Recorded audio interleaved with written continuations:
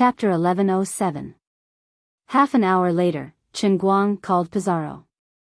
Prince's head, Dr. Bravo, was also present.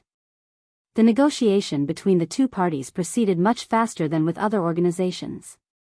After all, Chen Guang and Zhuo Jingxi knew Prince's situation inside out. After Prince's death experience, he knew the consequences, so he behaved much more obediently. At 1:30 in the afternoon, the two parties quickly reached an agreement. They signed, stamped their seals, and took photos. There was no press conference. In the end, the contract signed by the two parties was harsher than Chen Guang's initial proposal. Prince took the initiative to increase the signing fee to $30 million. More losses in the future would be wiped out. With Prince's current wealth, he didn't care about the additional tens of millions. In addition, the two parties also clarified the technical difficulties that Prince had to reach in the next step of the cooperation to consult Chen Guang. You can't ask me a question like how much is 1 + 1. I'm not Goldbach. Of course, as Prince, they didn't want to rely on Chen Guang and Zhuo Jingxi for nothing. This was because Chen Guang forcibly increased the intellectual property ownership of the two parties to a 60-40 ratio. Chen Guang had 60%, and Prince had 40%. Almost all the research costs of the intellectual property created under this situation were borne by Prince. It was likely that for Chen Guang, it was as simple as a few words or a few pages of calculations. But according to the contract between the two parties, as long as Chen Guang participated in a specific project, Prince had to pay the price. At that time, there would be separate contracts for each specific project. This was the benefit of a technological lead and monopoly. Just like how each iPhone could bring hundreds of dollars of profit to Apple, but the OEM responsible for the assembly would only make a few dollars of profit. After finally signing the agreement, Bravo and Woltzmann were both happy and worried. He was happy that he had finally settled this troublesome matter. Regardless of whether he was happy or not, at least he was on board now. With this layer of relationship, he could repair it in the future and further strengthen Prince's current facilities and equipment advantages in the field of photocatalysis. In the future, Prince would always be able to continue to benefit from it, and the previous billions of dollars of investment would not go to waste. They were worried that they tried to ask for an exclusive agreement but were rejected by Chen Guang.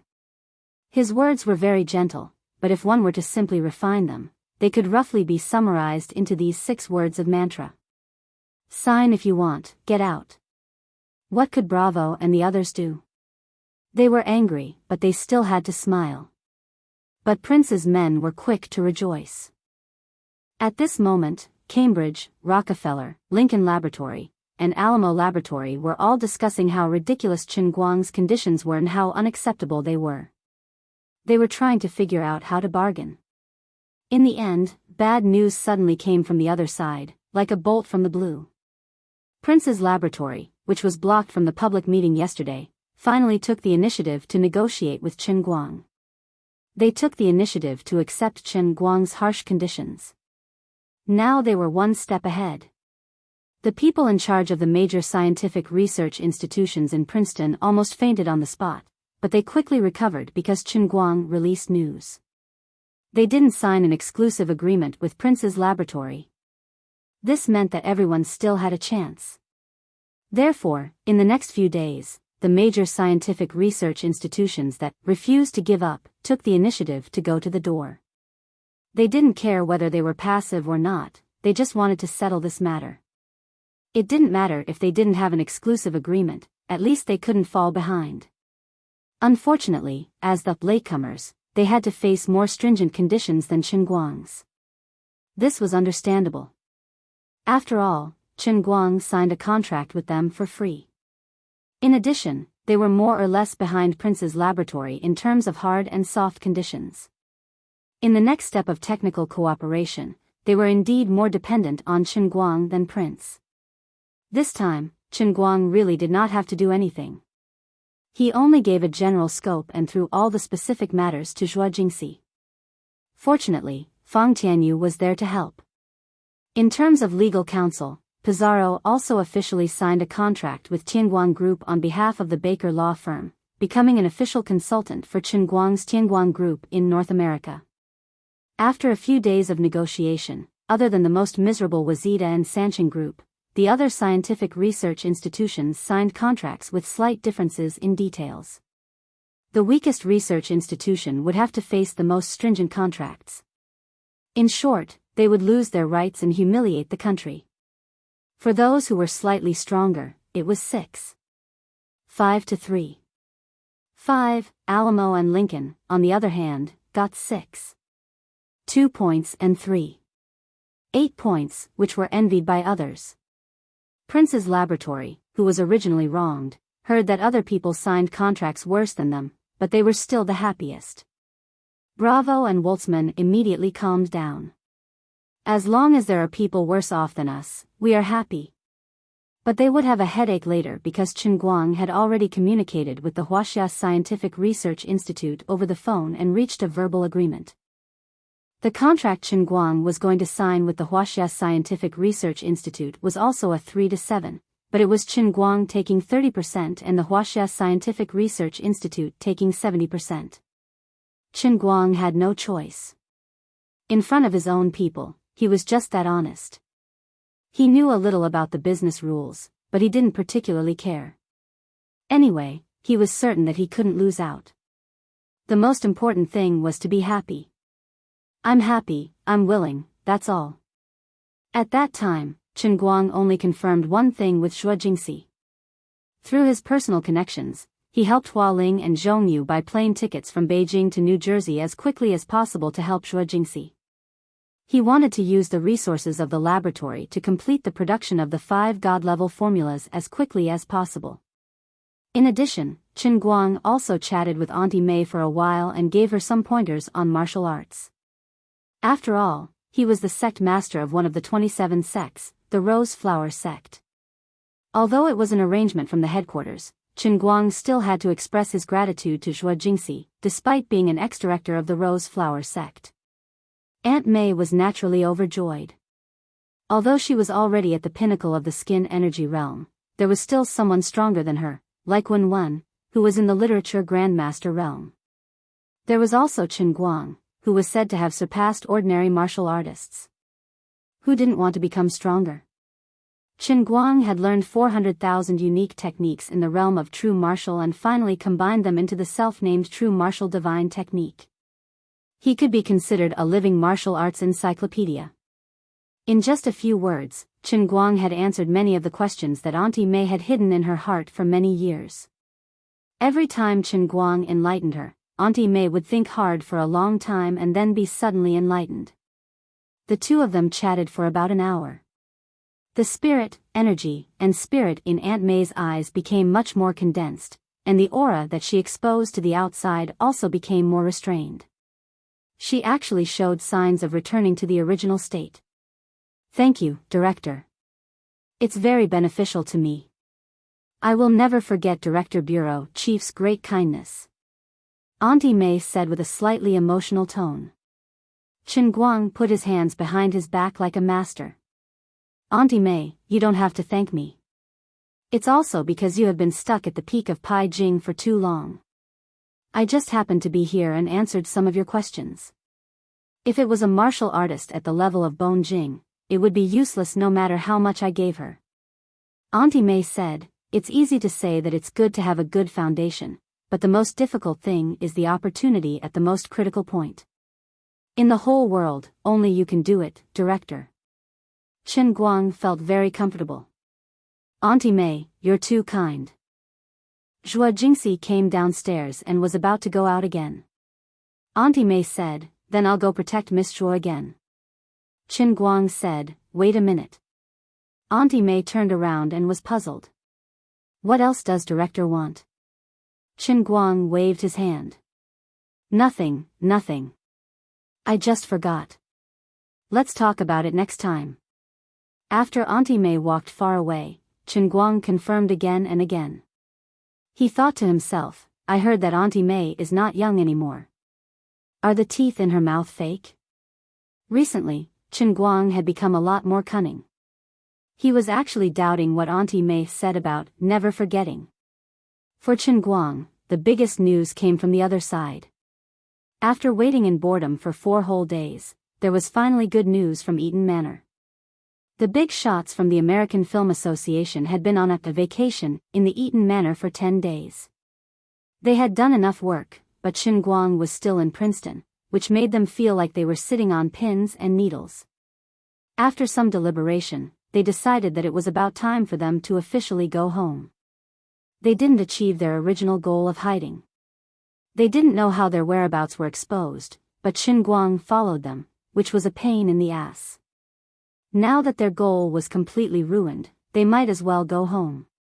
Of course, they also thought that it might be a bad coincidence. After all, Chen Guang went to the district court on the second day he came to Princeton and caused something big. This made many senior judges of the Film Association confused.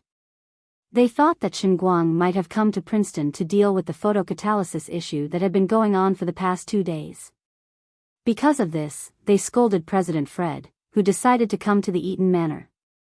Look at the place you chose, you could have just found a farmhouse near Los Angeles to hide. We're so unlucky that we won the first prize in the lottery, only to find that the lottery ticket was soiled in our pocket. In the end, they set the evacuation time for the day after tomorrow. They even booked the plane tickets. At the same time, in the past few days, the persistent old James had developed nearly 30 like-minded comrades among the 100 or so Oscar judges who came with him. He had become an underground worker who had infiltrated the Oscar committee. After all, there were still people who were righteous. Old James had infiltrated his friends, and everyone had similar ideas. After discovering the great contribution that Chen Guang had made to the film industry, these nearly 30 people each had 2 copies of World Faction and became Chen Guang's secret fans. Half of them were not personally influenced by old James. Instead, they were influenced by people who were influenced by old James like a virus. It was funny that they wanted to buy World Faction, but they didn't want others to find out. They always had a special reason. They would either go out in person or have their entourage go out.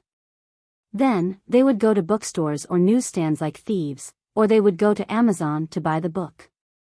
Because the biggest characteristic of this group of people was that each of them had 2 copies of World Faction, they secretly gave their underground organization a name, the World Party. At 2:30 in the morning, in the underground fallout shelter of the Eaton Manor, the 29 members of the World Party were holding an emergency meeting. Mr. Watson, what should we do now? Should we wait for everyone to go home and think of a way to bring Chen Guang to visit them? No, that's not good.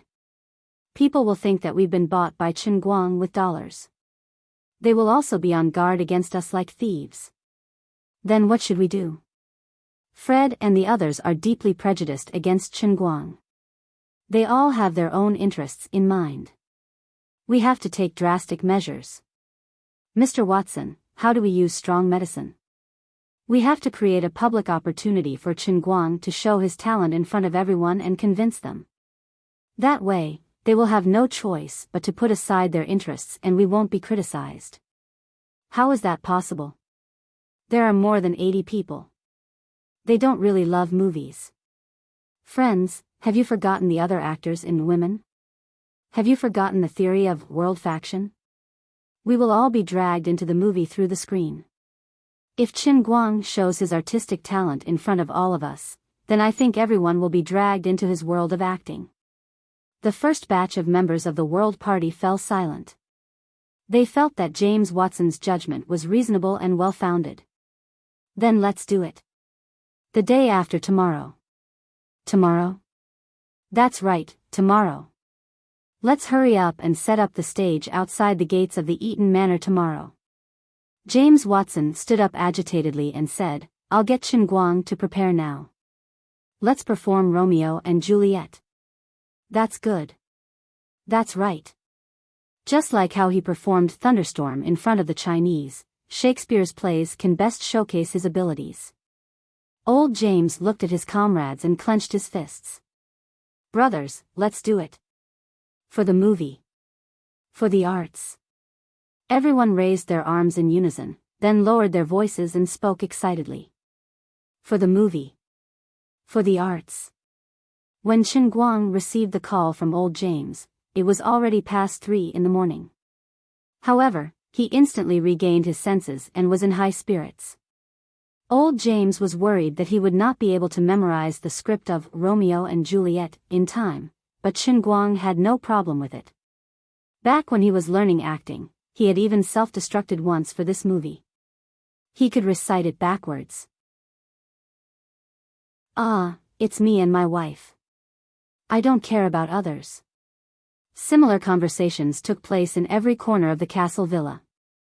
Some sharp-witted people could sense that something must have happened last night, but old James and the others were tight-lipped and determined not to tell anyone. The members of the World Party that old James had roped in were the real veterans of the association. Although they were old and most of them did not participate in the actual management of the association, their reputation and prestige were still there. They also had students all over the world in the industry and had a resounding reputation. They had given real power to young and vigorous people like Fred, but their influence had never weakened. To put it nicely, these people were veterans of old authority. To put it bluntly, they were a gang of old hooligans that others could not afford to offend. Although everyone knew that this group of old seniors with dark circles under their eyes must have done something last night, no one dared to interrogate them if they did not take the initiative to say it. At 9:00 in the morning, a shocking theatrical troupe suddenly appeared opposite the castle villa, followed by a particularly professional stage planning team. Everyone in the castle villa was confused and did not understand what was going on. They discussed that a few people should go out and take a look. Old James, who had a guilty conscience, decisively volunteered to go out with a few old men. He patted his chest and said, "Let's go and ask about the situation." They were indeed veterans of the film industry. Old James himself was a retired director, and the other 3 old men also had an old director, an old movie actor, and an old stage actor. They were clearly lying through their teeth with dark circles under their eyes, but their acting was flawless. The younger and vigorous people in the film association could not see any clues at all. They knew that there was definitely something wrong, but from the micro-expressions on old James and the others' faces, these industry veterans could not see any reason to suspect them. "I really didn't expect that I, Damon, would be able to improve my acting skills by leaps and bounds in just a few days even though I'm almost 70 years old. I'm a little regretful. I just said I'd stop acting last year, but now I want to act. Damon, this is all thanks to the world's performing arts. Didn't you see Malfoy and Fred fooling us silly? Ha ha ha. Mr. Watson, we really have to thank Mr. Chen later." Old James, who was leading the group out of the castle, still had an angry expression on his face. However, he said, "Shoo, keep your voice down. We're not done yet. If someone hears us, we'll be in trouble." After walking out of the castle, old James arrogantly grabbed the head of the troupe and scolded him. However, the person who had called the head of the troupe last night was actually him. The head of the troupe also had a fawning look on his face as he explained everything. After a long time, old James walked back with a satisfied smile on his face. Fred and the others, who were standing by the window on the 3rd floor of the villa, saw this scene clearly. Mr. Watson and the others really aren't playing tricks? President Fred, what are you thinking? What could the old president be up to? After waiting for 2 minutes, old James and the others went upstairs with smiles on their faces. Old James said with a smile, "Fred, the person leading the other side is Powell Kennan's student, Ginter Cameron. He's the head of the Princeton drama troupe." President Fred nodded respectfully and said, "Old President, you've worked hard. I know Ginter Cameron's name, but this is the first time I've seen him. What is he doing?" "It's not a big deal. Ginter Cameron heard that we're leaving tomorrow and has been very regretful that he hasn't officially visited us these past few days. He feels very bad about it. There were some very special reasons before. Everyone knows that Ginter knows that we don't really want to go out, but now it seems that things have changed. Recently, Chen Guang's attention has been switched to that strange photocatalyst thing. He's been having a big fight with Prince's laboratory. Ginter thinks that we shouldn't be so afraid, so." A member of the World Party behind Fred, who also had dark circles under his eyes, angrily interrupted old James. "Old James, what are you talking about? When have we ever been afraid of the Chinese? If you want to be afraid, you should be afraid. I, Foreman, have never been afraid of anyone." "Idiot. Coward." Old James cursed in his heart. This shameless old foreman must be taking advantage of him verbally. Of course, he could also be too immersed in his role. Okay, Foreman. I know you're the bravest person. You're as brave as a boxer. I especially like the way you look in your navy blue boxers. Old James was mocking the way Foreman looked, and Chen Guang came to the castle for the first time a few days ago. Foreman was only wearing a pair of blue boxer briefs and curled up in the shelter. Old Foreman's pale face instantly turned red. "Old James, do you want to get beaten up? I'll let you have a taste of my fist." As he spoke, he was about to rush forward, looking like he couldn't restrain his anger. Old James was also a hot-tempered person in the past. He was not a kind person. He rolled up his sleeves and rushed forward. "Come on. Do you think I'm afraid of you?" Fred, Damon, Malfoy, and the others spent a lot of effort to pull these two angry old lions down. They were all sweating from exhaustion. Foreman, who hadn't been able to show off his boxing skills, left in a huff. Old James tidied up his appearance while explaining to Fred. It turned out that in order to express his respect for the Motion Picture Association, Gene Cameron had meticulously prepared a classic stage play, Romeo and Juliet. He had been preparing for this a few days in advance. He had planned to send out a public invitation after everything was ready, but he didn't expect them to leave so soon. That was why he hurriedly brought people to set up the stage early in the morning. He was ready to start in the evening at the latest. After listening to old James, Fred muttered, "So that's how it is?" Old James nodded. "Of course. Everyone knew that we didn't dare to go out, and it wasn't convenient for them to ask us directly. So, Gene Cameron decided to build a stage opposite our villa building. We only need to walk out of the villa." Malfoy Bentler, who was next to him, said, "That's perfect. We can advertise to the public that in addition to coming to Princeton for a vacation, our other purpose is to participate in the stage play that Gene Cameron prepared for us. It's been many years since someone performed Shakespeare's classics in public. It suits our identity." Old James was very satisfied with Malfoy's cooperation. He continued, "That's true. Although everyone knows, we can't really let people think that we're afraid of the Chinese. We need a way out." Fred still felt that something was wrong, but he couldn't see through it. Plus, he couldn't question old James in public. Didn't you see that he and old Foreman almost fight? Sigh, maybe it's all my fault. If I hadn't chosen Princeton as the location for my vacation, none of this would have happened. Fred silently blamed himself. "All right, I'll call King Cameron and thank him. I'll also ask him to thank Mr. Keenan for not being able to come." The farce of old James and Foreman almost getting into a fight seriously interfered with Fred's judgment. His originally suspicious mind was blinded, and he really thought that Gordon Cameron was so kind as to prepare a surprise for everyone. Chapter 1109. Outside, at 9:15 in the morning, Captain Gold called the stage construction team to start work. The noise was so loud that the ears of the people in the villa hurt. However, they did not feel uncomfortable. Instead, they were even more excited about Gold Cameron's enthusiasm. Chen Guang threw out a lot of US dollars like snowflakes. Gold Cameron did not bring a team at all. Instead, it was the elite teams of several exhibition companies in Princeton. Under the unified management of Gold Cameron, these teams worked together in an orderly manner. They were each responsible for different parts of the stage, clothing, and so on. The progress was extremely fast. In the past, people used to say that the Chinese were efficient in construction and laughed at the Europeans and Americans for being inefficient. However, today's reality proved that this was a fallacy. There was only one reason for inefficiency, and that was not enough money. When the weight of US dollars was enough to make a man crawl out of his wife's belly, all problems were not problems. In just a few hours, opposite the castle villa, a luxurious stage tailored for Romeo and Juliet appeared out of thin air. It was built faster than the ancient city of Rome, which was built in 7 days. Although it was not as exquisite as the modern, high-tech, and luxurious stage that others had formally prepared for several months, it was definitely above the standard in terms of the stage scenery, lighting effects, basic moving background, and so on.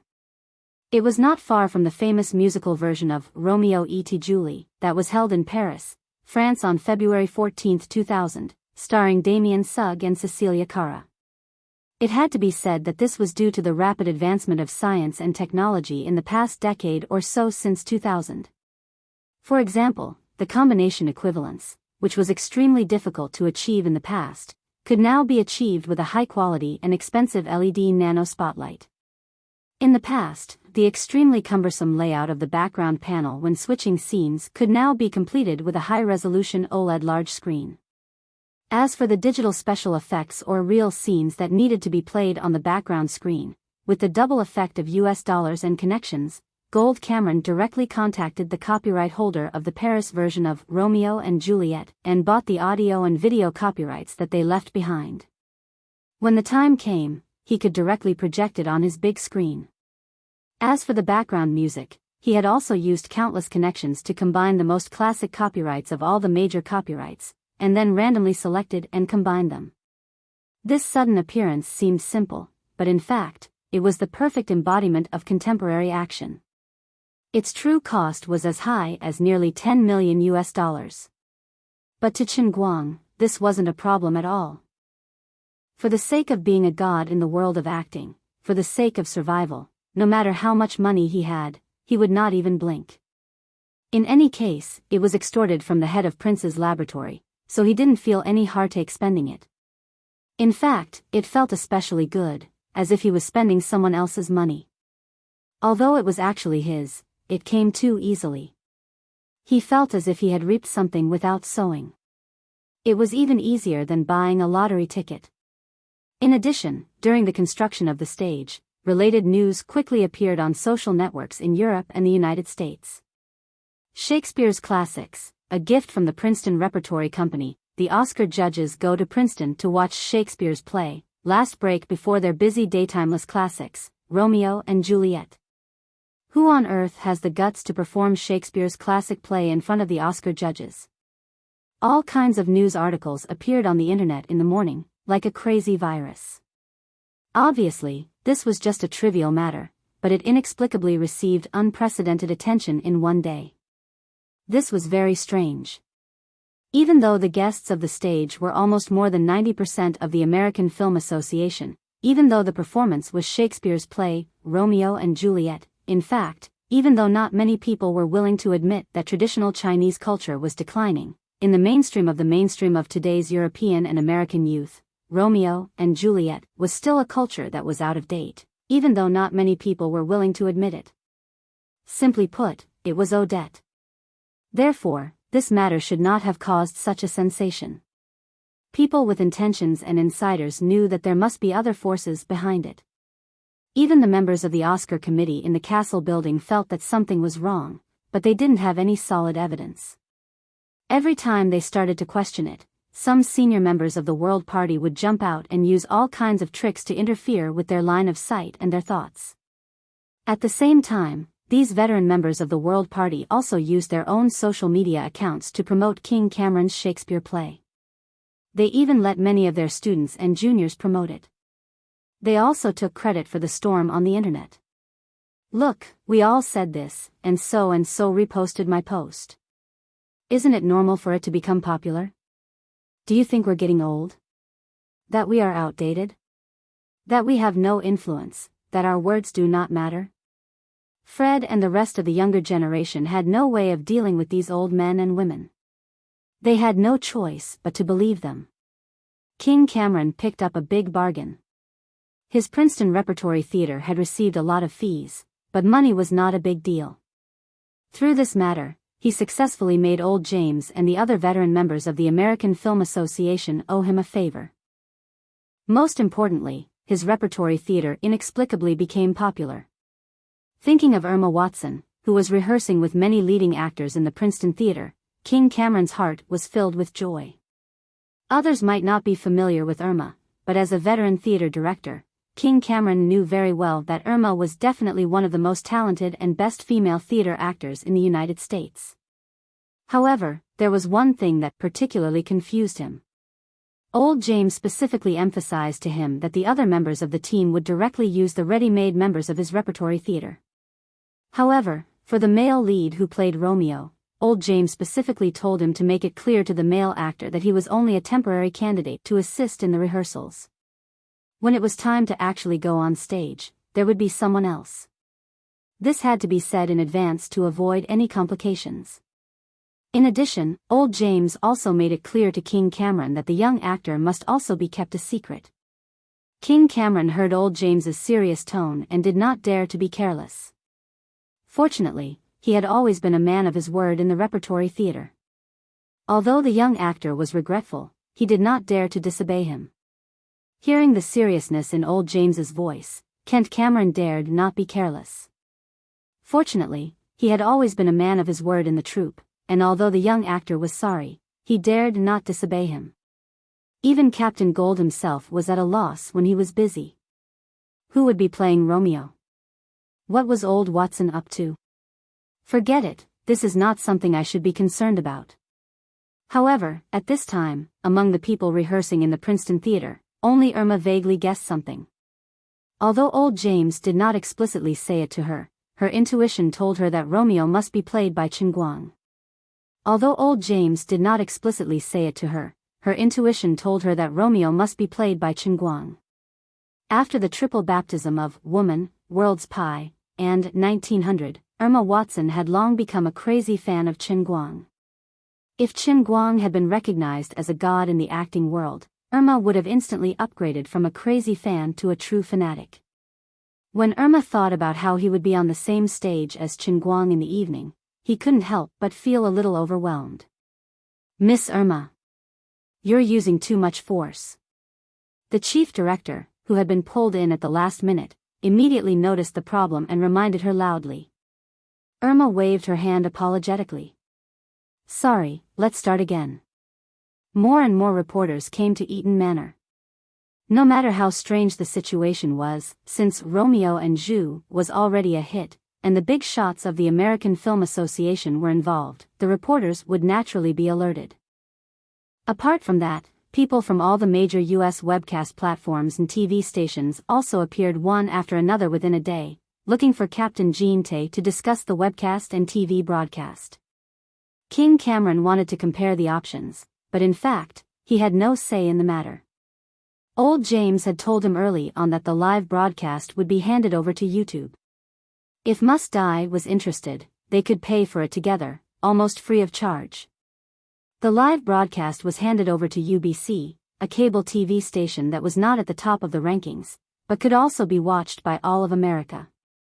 The price was also ridiculously low.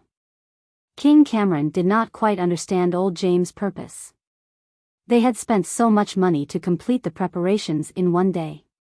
The live broadcast was almost the only way to recoup the funds, but they had given it away for free.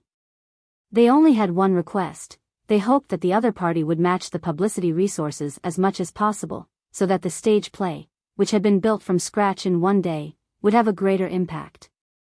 In fact, Old James had not thought it through, but Chen Guang's thinking was very simple. Tech companies like YouTube and Must Die had helped him a lot, providing him with timely help. Business was business, and favors were favors. He did not know how foreigners did business, but as a Chinese, Chen Guang was well versed in the ways of the world. He had to return the favor.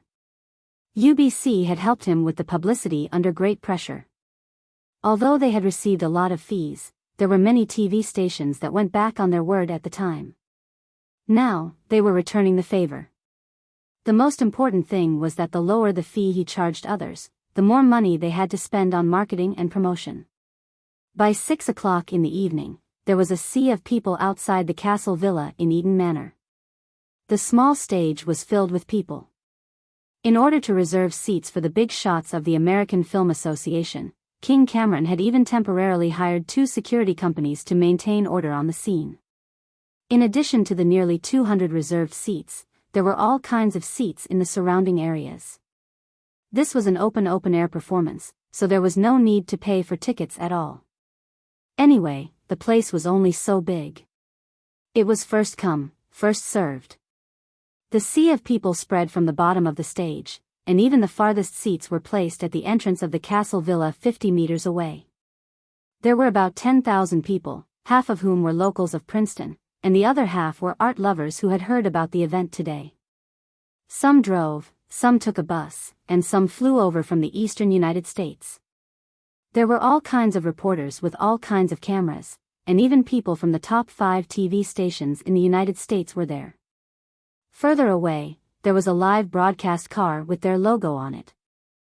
Although these TV stations were not qualified to broadcast the scene on the stage due to copyright reasons, it was not a copyright violation to interview or even broadcast the audience around the open-air performance. Even old James, the mastermind behind the scenes, was shocked by the scene. Fred and the other members of the Film Association, who did not know what was going on, felt even more uncertain. Chapter 11:10. President Fred stood by the window and looked down in a daze. Why are there so many people here? Oh my God. Old James coughed softly. Maybe it's because no one has performed Shakespeare's plays in public for a long time? Everyone thinks that Shakespeare is past his prime and always deliberately avoids his works. They even forcibly make things that don't look the same in the pursuit of novelty. In fact, people's desire for classics has been suppressed for a long time, so it was easily reignited? Malfoy Bentler, who was next to him, said, "It's possible, but it's very disadvantageous for Gent Cameron. If his performance in such an influential public performance is mediocre, the impact will be very bad." President Fred nodded. Not only will it be disadvantageous for Gent Cameron, but will also be implicated. After all, this is a show he prepared for us. If he messes up, we'll also become a joke. There was silence in the hall of the huge castle villa. Inexplicably, they had been pushed to the teeth of the storm. At 6:30 in the afternoon, Irma, who had finished her makeup, and the rest of the cast arrived late by bus. At the same time, Chen Guang was sitting in a business car in the corner of the parking lot of Eaton Manor. Old Foreman's granddaughter was touching up his makeup.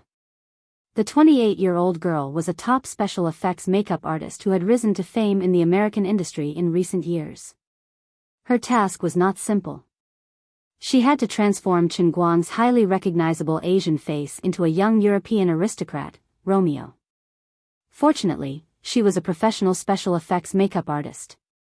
She had been fine-tuning Chen Guang's face since noon. She had already completed most of the work before coming over. Now, she was only making the final adjustments and touching up the makeup. At this moment, Chen Guang's complexion was slightly paler than usual, but not by much. He wore contact lenses in his eyes. His eyes had changed from the deep black of the Huaxia people to the sapphire blue of the Atlantic Ocean. In addition, a little prosthesis had been added to the surface of his nose. It was not a crude prosthesis, but a new type of silicone prosthesis that fit perfectly with the human skin. There were not many prostheses used, and they fit perfectly. They only made his nose look a little taller. As for Chen Guang's hair, the girl originally wanted to give him a wig, but Chen Guang asked her to dye his hair a beautiful bright gold. Although everything happened in a hurry, Chen Guang knew that tonight's Romeo and Juliet was extremely important. If he succeeded, his trip to the United States this time would almost achieve 99% of his goals. It was almost equivalent to announcing the official success of the Olympic Games. He seemed cynical, but few people could really understand the importance of this matter to him. But this time, his performance conditions were not as good as before. As a Chinese, he had to make up as Romeo and add something to his face, which would more or less affect the effect of his performance. Moreover, this was a live stage play without post-production special effects, which was even more difficult. Everyone knew that a play or stage play was the place that tested an actor's acting skills the most. If there were no NGs, there would be a chance to start again. It was also the closest contact with the audience. Every detail of the performance would fall into the eyes of others. Every flaw in the scene would be infinitely magnified in the hearts of others. That was why so many male idols had acted in countless movies and TV shows, but never dared to walk into a small play theater. Was it because they thought that acting in plays did not pay enough? Of course not. Everyone knew how much reputation one could get from acting in a play. For a professional actor, reputation was almost equivalent to money. They didn't go because they didn't dare to. They couldn't bear the negative impact of bad reviews after acting in an embarrassing way. Although Chen Guang was the greatest performing artist in the history of mankind, what he was doing now was a magnificent feat that had never been done in the history of performing arts. He had been in the industry for less than a year, and this was his first time on the big screen, but he was going to fight for the highest award in the world of film art. Perhaps in the opinion of some people in the circle, the Oscar was not the most authoritative award, but in the eyes of ordinary people, no one could deny that the Oscar was the most famous and influential film art award. Therefore, Chen Guang decided to keep improving. He wanted to treat this matter with an unprecedented state, even more serious than when he acted in Women and Thunderstorm. He had to do everything in his power to the best of his ability. Okay, Mr. Chen, it's a success. At first, I was really worried that it would look strange, but now it seems that the effect is good. I have to admit one thing. Although you're not a particularly stunning handsome guy, you really look good now. Thank you for the compliment. Your makeup is really good. Clothes make the man. With such a great makeup artist like you, if I still look ugly after makeup, then my life would be too miserable. Foreman's granddaughter looked up and down at Chen Guang with the bright light in the car. She was very satisfied. Chen Guang took the mirror, looked at himself, and slightly tilted his head. Yes, very satisfied. He felt a lot younger all of a sudden, just like how handsome Leonardo was when he played Romeo at the age of 21. Bah! I'm only 21 years old. Alas, I've lived too long, and my mentality has become old. Time is really scary. Thank you, Miss Evelyn. Say hello to Mr. Foreman Clement for me. Evelyn tilted her head. Okay. Mr. Chen, I haven't seen you recite any lines since this afternoon. Is it really okay? Chen Guang smiled and shook his long blonde hair, making Evelyn's face bleed. Evelyn, you have to know that standing in front of you is a great performing artist that has never been seen in this world. Aren't we sitting in the car? Chen Guang waved goodbye to Evelyn and walked towards the stage in a well-ironed suit. This time, he didn't have to hide. He almost didn't recognize himself. Now, he looked like a standard European and American handsome guy, not much different from Lil Li when he was at the peak of his looks. Chen Guang didn't dare to look in the mirror too much. He was afraid that he would turn gay because of his handsomeness. Jean-Tay Cameron was standing at the intersection with 2 or 3 people, looking around nervously. According to his agreement with old James last night, the male lead should be arriving soon. Jean-Tay was quite unsure. Now that the matter had blown up, the attention was beyond imagination. This had become a global event. Even if he let the actors of his troupe perform, Jean-Tay felt that it was very likely that they wouldn't be able to stop the show. If it was just an average performance, social media would definitely explode tomorrow. When that happened, his Princeton drama troupe would become a laughing stock and be ruthlessly mocked for overestimating themselves. How stupid and ignorant did they have to have the guts to put on such an ordinary play in front of the senior judges of the American Film Association? And it's Shakespeare's Romeo and Juliet. Aren't you afraid that Shakespeare's coffin can't hold it down? Didn't you see the once classic Romeo actor, Lil Li, post a comment on his social media? Unfortunately, I just got off the plane from New York to London. If there was a shuttle, I would really want to go back to New Jersey immediately. I'm looking forward to seeing what kind of Romeo President Fred and the others will see. I wish the Princeton drama troupe all the best. Is this guy really wishing me well? Isn't he mocking or cursing me? After waiting anxiously for a long time, Jean-Tae finally saw a tall and handsome young man walking toward him from afar. He was holding the secret signal that both parties had agreed on. It was a rose that only had a bud left. Hello, sir, you're finally here. It's already crowded over there. Let's hurry and change. Judging from the appearance, Jean-Tae felt a little more at ease. This young man looked quite handsome, and his walking posture was also very proper. It was obvious that he was from a noble family and had a good upbringing. Oh. Thank you, Mr. Cameron. You've worked hard today. It's no trouble at all. Then, how should I address you? Just call me Blake, Mr. Cameron. Okay, Mr. Blake. Let's go. Our friends are waiting anxiously. After a simple chat, Jean-Tae Cameron felt a little better. This young man was definitely from an ancient noble family. Listen to his standard Verona aristocratic accent. If he had spoken in Italian instead of English, people would have thought that Romeo had really come to life in the real world. Could it be that he was really a descendant of the Montague family? By the way, Mr. Blake, do you know Italian? Yen% at #yen #at Chinguang immediately switched to Italian, which Jean-Tae couldn't understand. On the other hand, his assistant, who was also from Italy, was stunned. Oh my God.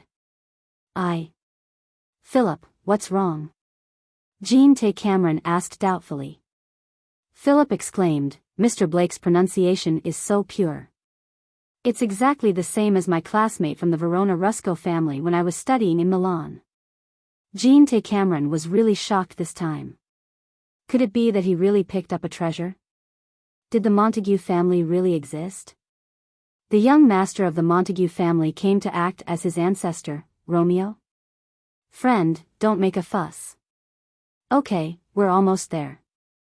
Let's hurry up. It'll take some time to change. Okay, respectable Mr. Blake. Jean-Tae Cameron had completely forgotten something. A few days ago, there seemed to be another mysterious person called Blake who caused quite a stir in Eaton Manor and the North American music industry. However, he had heard that Blake was a blind man, while this young man had a pair of sapphire blue eyes. His gaze was bright and piercing, and he was a noble young master with an imposing appearance. They shouldn't be the same person, right? As the time for the official performance approached, the senior members of the Motion Picture Association, led by President Fred, finally walked out of the castle building they had been holed up in for more than 10 days under the watchful eyes of the public. They lined up and walked towards the gate of the villa's garden. The large iron gate, decorated in medieval European style, slowly opened with an ancient creak. The crowd outside split into two groups at the signal of the security guards. Looking at the 6-meter-wide pure wool carpet that led from the gate of the villa to the gold-rimmed chairs dozens of meters away, Fred only wanted to curse. F***CK. Do you have to make it so formal? Are you guys going to fire 2 more salutes? If you can't put on an earth-shattering performance today, all of us will be embarrassed in front of the whole world tomorrow. Just as Fred was thinking about this, loud bangs could be heard from afar. Fred, Malfoy, and the others' faces were ashen. They almost collapsed on the spot. **T, you banana. There really are salutes. 18. Old James and the others also staggered. Is Jean-Tae Cameron crazy? Aren't we playing a little too much? Welcome, guests. Welcome to Romeo and Juliet presented by the Princeton Repertory Theater. First of all, thank you, friends from the Motion Picture Association, for attending the graduation ceremony specially prepared for young actors by our repertory theater. The witty Jean-Tae Cameron, as the head of the play and a part-time host today, despicably lowered the standard of today's performance. Following Jean-Tae's speech, the audience went into an uproar. What? Just a graduation ceremony for young actors? Is he joking? He never said that in the previous publicity. That's right. I even heard that Emma Watson will play Juliet. How can it be a weird graduation ceremony for young actors? I even came all the way from Washington for this. Are the people from the Princeton Repertory Theater crazy? Is he joking? The people below the stage began to whisper. YouTube, Must Die, and UBC, who had the live broadcast rights, were also confused. This was different from what everyone had agreed on. As for the other live broadcast platforms and TV stations, they were in big trouble. Although they couldn't film the scene on the stage, they could point the camera at the excited audience, which was more exciting than on the stage. President Fred and the others, who had been sitting anxiously in the front row of the stage, felt a great sense of relief. It seemed that Jean-Tay Cameron also knew that the situation was not good. He said this as if he wanted to take the blame alone. What a good buddy. Old James and the others were indignant. What graduation ceremony for young actors? You're insulting the founder of the International Performing Arts. At this moment, a plane from Los Angeles to New Jersey had just landed at Newark Liberty Airport. No one noticed that a fat old man rushed out of the plane in a hurry. He was wearing sunglasses and his steps were very fast. After leaving the airport, he took a taxi and went straight to Eaton Manor. Damn, I should have watched the news earlier. If I had seen it yesterday, I wouldn't have been late today. Missing Chen Guang's performance of Romeo and Juliet will be the biggest regret of my life. I, Donald Josh Tan, must see that incredible Chinese man perform on the stage with my own eyes. Chapter 11:11. At the same time, on the stage at Eaton Manor, the crowd would have been in an uproar if President Fred had not taken the initiative to help him suppress the situation. After all, Gordon Cameron had taken the initiative to foreshadow the situation for the sake of everyone's reputation. In fact, he had admitted defeat in public for everyone's sake. President Fred thought that Gordon had good intentions, and Gordon was a student of Powell Kennan, a respected veteran in the industry. Although they weren't familiar with each other, he was indeed one of them, so he couldn't treat him like this. Meanwhile, in China, tens of thousands of miles away, Big Beard Deng, who was almost paralyzed from exhaustion in order to coordinate with the domestic promotion of Women, gave himself a rare day off today. As a senior director in the industry, of course he would receive heavy industry news from the United States. He had heard about Luo and Zhu at 10:00 last night. Based on Big Beard Deng's understanding of Chen Guang, although the news did not mention that Chen Guang would be involved in the mysterious stage play, he had a feeling that this guy was definitely involved. It was too much of a coincidence, and the strangeness of this matter was very much in line with Chen Guang's style of doing things. Because he went to Los Angeles, then Donald Josh Tyne streaked, and then the Oscar judges went to Princeton, New Jersey. Then, while Chen Guang was fighting a lawsuit, a play, Romeo and Juliet, popped up inexplicably on the other side. It was impossible to say that Chen Guang was not involved. Because of this, although Big Beard Deng was very tired, he still asked Yang Shi to wake him up at 6:00 in the morning. After breakfast, the two of them stayed in front of the large-screen TV to watch the foreign broadcast of UBC. Director Deng, do you think Chen Guang might be on stage? But isn't he from the Princeton Repertory Theater? I've heard of Gordon Cameron. He's a well-known figure in the North American theater industry. What Yang Shi meant was that he didn't think this matter had much to do with Chen Guang. Big Beard Deng shook his head. No, my intuition tells me that this must have something to do with Chen Guang. It's even possible that he did it. As the first diehard fan of Chen Guang, Yang Shi was doubtful. He's Chinese. Can he play Romeo? Big Beard shook his head, then nodded. Forget it. We'll know when we keep watching. The performance will start in 5 minutes. Won't we know everything then? He is determined to win the Oscar this time. I think that as long as he can prove his ability, he will do anything. Yang Shi nodded in agreement. She looked at the big screen as she stuffed a bun into her mouth. That's possible. His skin color and appearance can't hide his acting skills. On the other side of Yanjing, Jean Shiyue and Jiang Yage had also gotten up early and were watching the TV attentively. The two of them were much more confident than Big Beardy. Jiang Yage gritted her teeth and said, "It must be our dear Romeo." Jean Shirihua nodded. "I didn't expect him to come up with this idea. Then we have to thank those old fools for giving us a chance. They are all gathered together. Chen Guang will definitely do something to catch them all." "Don't say that, Solomon. It's as if Chen Guang is a bandit." Jiang Yage chuckled. "Isn't that right? He looks no different from a bandit. It's like he's going to rob the Oscars. If he wants to rob the Best Actor throne, then he has to rob the brains of those old fools first. Let them personally experience the power of world-class acting." Jean Shirihua said, "I hope he succeeds in one go." "No, he must succeed in one go. If he fails, it must be the fault of the actress who plays Juliet. She'll drag him down." Jean Shirihua smiled and patted Jiang Yage on the shoulder. "You don't even know who is playing Juliet, do you?" "Who?" "Irma Watson." "No way. How did Chen Guang invite her?" It was obvious that Irma wasn't well known among Europeans and Americans, but as a top drama actress and talented young performing artist who had risen to fame in recent years, Irma had a resounding reputation in the circle. Even in China, she was well known. Jean Shirihua tilted her head and thought for a moment. "Solomon, do you think it's difficult for him to attract girls?" Jiang Yage was silent for a moment. "That's true, but I'm not worried. He's picky now. Irma's acting is good, but it doesn't meet his aesthetic standards." "How do you know?" "He said he likes Chinese girls. Also, if she must have blonde hair and blue eyes, then she must have big waves. That can't be, right? He also has requirements for hair."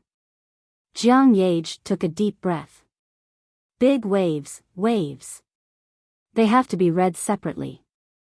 Jean Shirihua, although Jiang Yage and Jean Shirihua were young, they had become famous earlier. In recent years, they had been to Hollywood more or less several times. They were deeply touched by these Oscar judges who talked about art but were very arrogant and conceited in their bones. Both of them knew how difficult it was for Chen Guang to become an emperor in acting, but they understood Chen Guang. They knew that he would never give up once he was serious, so they never tried to persuade him. Anyway, they wouldn't be of much help if they followed him. The only thing they could do for him was think of ways to promote women in the country and help him clear his worries. No matter what he did overseas, as long as the domestic base was stable, it wouldn't collapse. In the eyes of Jean Shirihua and Jiang Yage, the Oscar was the icing on the cake, but the domestic box office and reputation were the foundation of their career. Of course, the two of them sincerely hoped to help Chen Guang win an Oscar, but they couldn't do it even if they were the most powerful second generation in China.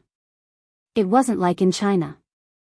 As long as Chen Guang was willing, with his relationship with Jin Jiang, he could easily win from the Golden Horse Award to the Golden Husky Award. However, it wasn't the same overseas, especially for the Oscars. Although they were politically correct playthings that flaunted art, they still had to do some superficial work to convince the public. In addition, their political correctness was the political correctness of the American president, not the political correctness of the Chinese aristocrats. Finally, at 7:00, with the music, the lights on the stage dimmed, and the crowd quickly quieted down. The legendary graduation ceremony of Romeo and Juliet, 4 young actors, had officially begun. Kent Cameron, who was standing under the stage, clenched his fists tightly and looked up at the stage with full attention. He had never been so nervous before. He was even more nervous than when he had led the drama troupe to the Golden Vienna Hall. At first, he was happy because of Chen Guang's aristocratic style, but he gradually calmed down. After all, he didn't know Blake at all. This was a live stage play that attracted worldwide attention. Now Kent couldn't even trust the professional actors in his own troupe, let alone others. He was a little afraid that the aristocratic young man named Blake would mess it up on the stage. That would be disastrous. With a brief narration, the background of the story in Verona was briefly explained. The scene changed and went directly to the banquet hall where Romeo and Juliet met for the first time. This was a play that everyone was familiar with. Most of the people who came here were also fans of the art of film or drama itself. In order to maintain the pace of the stage play, the story background was particularly brief. The banquet hall, which was decorated in the medieval Italian style, appeared in front of the audience under the gradually brightening lights. When the bright lights reached their peak, the originally still people on the stage moved in an instant. The change from extreme silence to liveliness took less than a second. The quiet stage instantly turned into a bustling aristocratic ball. In the lively ball, the aristocratic guests dressed in luxurious clothes came and went, sometimes whispering to each other. Sometimes brave young men would send invitations to beautiful aristocratic ladies, and then they would dance together on the dance floor. Many of the audience could not help but frown slightly. Although the actors on the stage performed very professionally, the purely digital background, coupled with the actors' slightly stiff and rigid performance, still cast a layer of haze over this classic stage play. Of all the actors on stage so far, probably only Irma, who played the role of Juliet, performed well. Her every frown and smile revealed a sense of spirituality. As for the others, they were far from being able to perform well. This was a qualified performance, but it was not worthy of today's fame and occasion. Out of etiquette, people did not whisper to each other, but if there was no change, the scene would quickly deteriorate. King Cameron really wanted to dig a hole and hide in it. He knew that his troupe members had tried their best.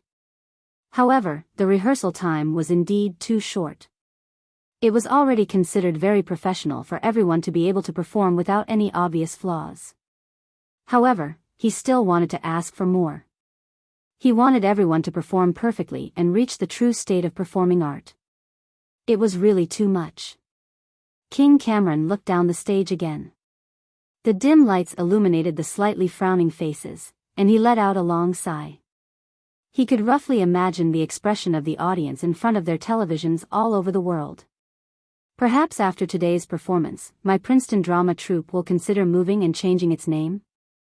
Forget it, the greater the loss this time, the more old President James will owe me. Old President James was a very kind person, and there was no need to take the initiative to mention it. The more serious the loss, the more he would find a way to compensate. With old James's connections and reputation in the industry, even a simple greeting would be enough to bring my Princeton drama troupe to a higher level. The benefits could be expected, but the entire troupe would be reborn, and they were very reluctant to leave. President Fred and the others were also very nervous, but old James and the others felt more at ease. This stage was actually produced by them, and they also knew who was playing Romeo. Everyone in the World Party had confidence in Chen Guang, and they did not believe that Chen Guang would mess up the performance. Suddenly, the people on the right side of the stage fell silent again. Romeo, played by Chen Guang, trotted out of the darkness with his friend. The two young people ran forward quickly, and Romeo's friend turned back to urge them. Romeo, played by Chen Guang, walked forward quickly while tidying up his mask. Jean Shiyue and Jiang Yage, who were separated by the ocean, suddenly froze. The two of them forgot what they were just saying. Big Beard Deng's brows furrowed tightly at first, but he soon unconsciously relaxed.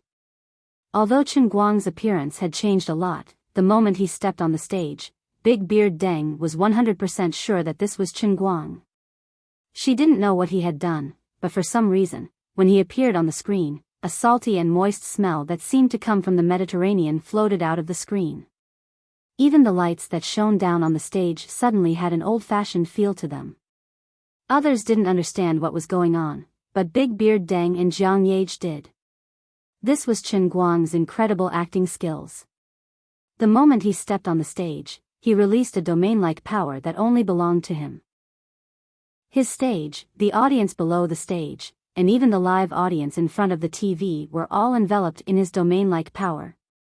He was really serious.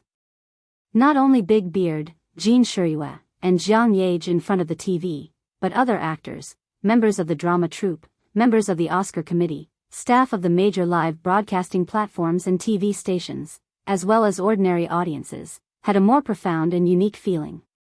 A moment ago, they were still frowning with anger on their faces. But the moment Xinguang stepped on the stage, inexplicably, the expressions on their faces slowly relaxed. It was not a simple knowing smile, but a sudden state of complete relaxation. They looked like they had been sprayed with a hypnotic spray. But they didn't realize it at all. In an instant, their minds were completely blank. At this moment, the banquet hall on the right side of the stage, which was completely frozen under the lights, suddenly moved again. This was a little earlier than the time they had arranged for the rehearsal. Originally, the people inside should have moved when Romeo and his friends ran to the so-called main entrance of the banquet hall. But no one noticed this. Even the chief director in charge of the rehearsal stood at the side of the stage in a daze. Irma and the other actors couldn't be blamed for this. At this moment, they had even forgotten who they were and that they were acting. They had even forgotten their names and identities. They had become real Italian nobles living in Verona. Juliet Capulet sat in the corner of the banquet hall. Although she was always the focus of the crowd's attention, she always seemed absent-minded. Juliet thought to herself, how boring. Today's banquet is really boring. They are all hypocritical and childish people. Their hypocritical noble etiquette can't hide their arrogance and rudeness at all. I hate the way these people look at me. Their pale faces and weak steps betray their bodies that have been hollowed out by beauty. God knows if they secretly implemented the damned first night rites on the civilian girls in their territory. None of them are good people. Chapter 11-12. Beautiful Juliet, you don't look very happy. Isn't today a wonderful day? Count Paris appeared in front of Juliet with a glass of wine in his hand. He looked like a well-mannered young nobleman with a tall and slender figure. His exquisite, luxurious clothes were lined with gold, and every inch of his clothes showed his noble status. The smile on his face was like a spring breeze, but if someone magnified his expression 10 times and slowed it down 100 times, they would be able to see the pride and desire hidden in the depths of his eyes. The actor who played the role of Count Paris did not know how perfect his performance was today. Perhaps only when he looked back at the recording would he truly realize how perfect his performance was today. Count Paris was a junior of Prince Aeschylus, the king of Verona. He had a noble status, and he was Juliet's newly engaged fiancé. Tonight's dance party was held to celebrate Juliet's engagement with Count Paris, and many nobles in Verona were invited. Of course, the Capulet family's mortal enemy, the Montague family, was an exception. However, Juliet did not like Count Paris at all.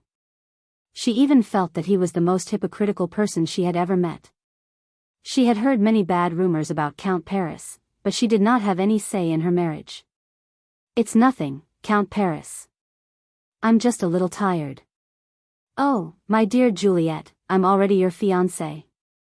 You should call me by my name. I'm not used to this suddenly. Count Paris, someone seems to be calling you over there. Okay, I'll go and greet them. After finally sending Count Paris away, Juliet had a short moment of peace. Do I really have to spend the rest of my life with such a man? How pitiful. Just as Juliet was thinking about this, 2 young men wearing masks suddenly burst into the banquet hall. The 2 seemed a little frivolous and impetuous, but their clothes were also in line with noble etiquette. She did not know which family they were from. However, this was not important. They were unimportant people, Juliet thought. Romeo and his friend wandered aimlessly through the crowd, whispering to each other. Romeo, forget about Rosalyn. Look at all the lively and cute girls in this banquet hall. Every one of them suits you better than Rosalyn. Romeo's friend advised him. Impossible. You have no idea how perfect Rosalyn is. She was so kind and beautiful. All right, but she's not interested in you. You're the heir of the Montague family. Why waste your precious life on someone who doesn't even like you? Romeo, played by Xinguang, was whispering to his friend Benvolio. Of course, with the help of the hidden microphone, the TV, computer, and the live audience could hear their whispers clearly. Only the other actors on the stage were in the dark. If there were still people who could maintain their rationality, they would be amazed at the performance of the other actors. It was impossible not to hear Romeo and his friend chatting, but they did not show any flaws on the stage. Their performance was perfect and impeccable. In fact, no one knew that the actors on the stage did not even know that they were acting. They also could not hear the whispers of Romeo and Benvolio that everyone else could hear. They were only separated by the edge of the stage, but the stage and the stage were completely separated into two different worlds. On the inside, it was the city of Verona from hundreds of years ago. On the outside, it was the modern world. It was not only the three-dimensional space that was separated, but also time. Finally, as the lights in the banquet hall in the first scene dimmed, Romeo and Juliet reluctantly said goodbye. The two young people who met for the first time quickly fell into the river of love. They almost turned back after every step, and when they waved goodbye, their hearts felt like it was being cut by a knife. It was unknown whether it was Chen Guang and Irma or the real Romeo and Juliet standing on the stage. The two of them vividly portrayed the feeling of missing each other to the point that they couldn't breathe even though they were facing each other. When the stage fell into complete darkness, the TV, computer, live audience, and the Oscar judges suddenly woke up. The first scene was over. What just happened? No, nothing happened just now. We only watched the first scene of Romeo and Juliet, but why did it feel like our time was stolen? Looking around the world, there were about 100 million people watching this scene at the same time. Almost all of them took a deep breath, and the same thought appeared in their minds. Were we watching a stage play just now? But I clearly felt like I had returned to medieval Italy, and I even stood in the banquet hall where Romeo and Juliet met. It seemed like we had also become a part of this play. Maybe we were a bystander, or maybe we were an insignificant character in the banquet hall, or maybe we were just a fairy floating in the air, an invisible god, watching this pair of doomed acquaintances. Everyone's personality and life experience were different, and everyone had a different sense of existence when watching this stage play. For example, professional actors like Big Beard Deng and Jean Jiang, or Liz, or William Jones and Ben Affleck who were hiding in the crowd under the stage, what appeared in their minds was an entire stage, an entire world. They were the incarnations of invisible gods. They could see the existence of this world, as if it was within their reach, but they had forgotten their own reality. For ordinary art lovers, what appeared in their minds was the scene in front of them, and they became bystanders who had no sense of existence, but still stood on the stage. Even the flickering candlelight would leave an imprint in their eyes and minds. As for ordinary people, they even had feelings of resistance at first. After all, the stage play was relatively small, and the performance was Romeo and Juliet that they had heard so many times before. At first, they thought this was a boring program that would make people sleepy. But in the end, they did not change the channel. Instead, they unconsciously followed their emotions and the people in the play into the play. But what was particularly strange was that even though everyone knew that these two people were destined to end tragically, they did not realize this at all. They forgot time, forgot the story, forgot the ending, and forgot the inevitable tragedy in the fate of these two young people. Now, when the first act finally ended, they suddenly came to a realization, and their minds began to recall the countless details on the stage just now. Those who knew performing arts, such as Liz who was far away in London, and President Fred who was sitting under the stage, were all terrified when they thought about it. They did not understand why, and even more did not understand how Romeo did it.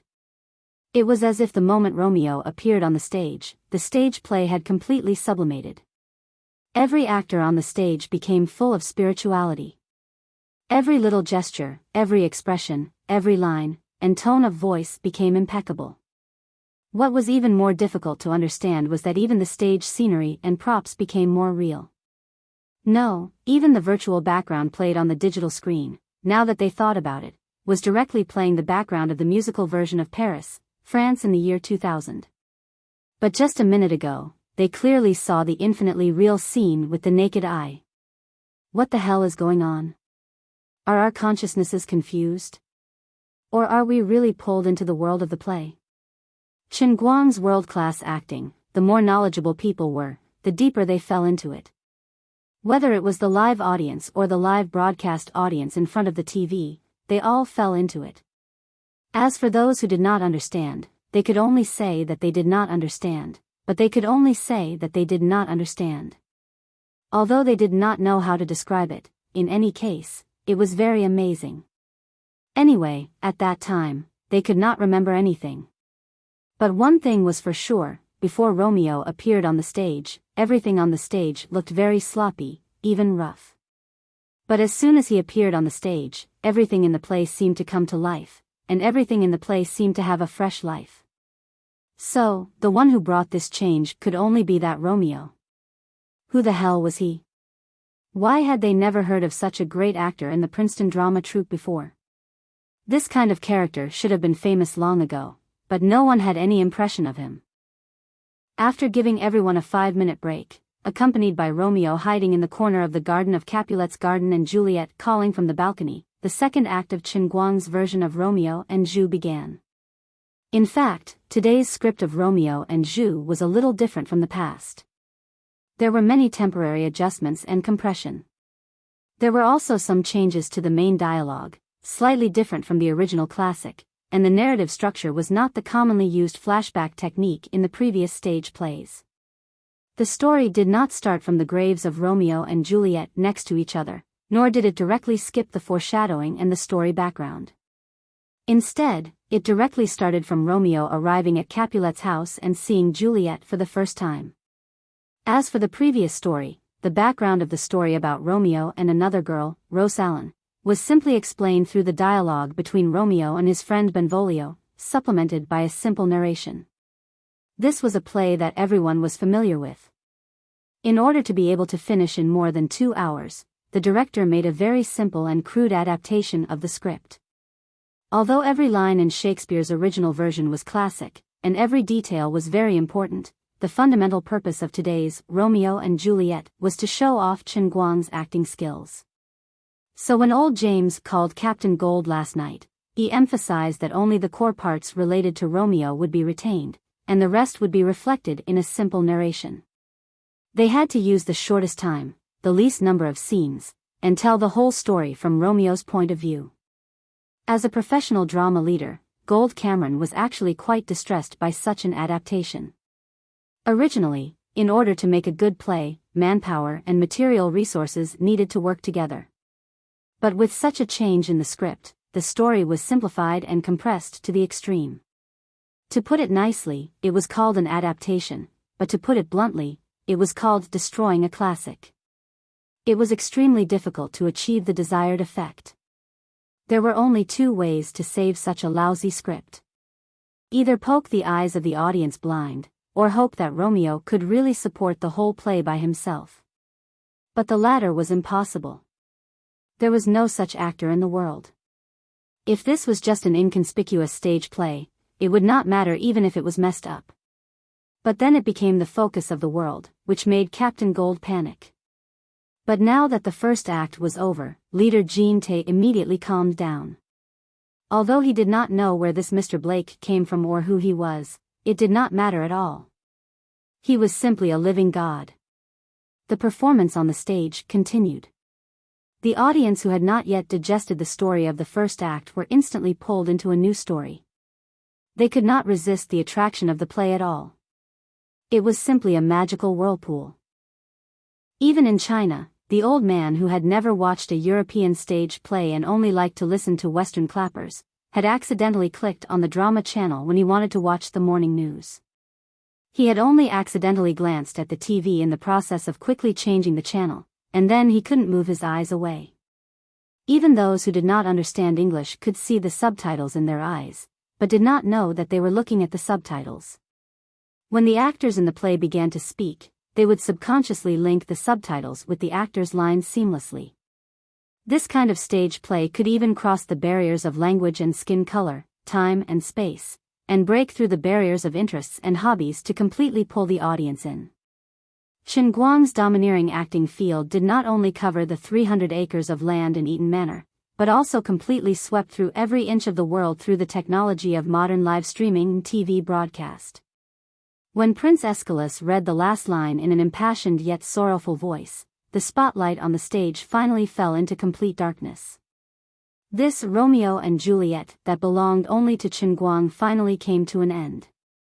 At that moment, the entire Eaton Manor was silent. Not a single person stood up and applauded. Gradually, the first sob was heard, as if the first fire had been lit on the dry grassland. Sobs came from all directions. Even the senior members of the Oscar committee, even though they had seen Romeo and Juliet no less than 10 times, could not hide the pain in their hearts. They could not control their emotions at all. Not only the live audience, but the countless viewers around the world in front of their TV and computers were not any better. The tragedy affected the emotions of every audience. Sobs echoed in almost every corner of the world. If the earth had feelings, it would probably be crying softly at that moment. Chen Guang stood quietly backstage. At that moment, he had already left the state of international performing arts, but the others backstage were also crying bitterly.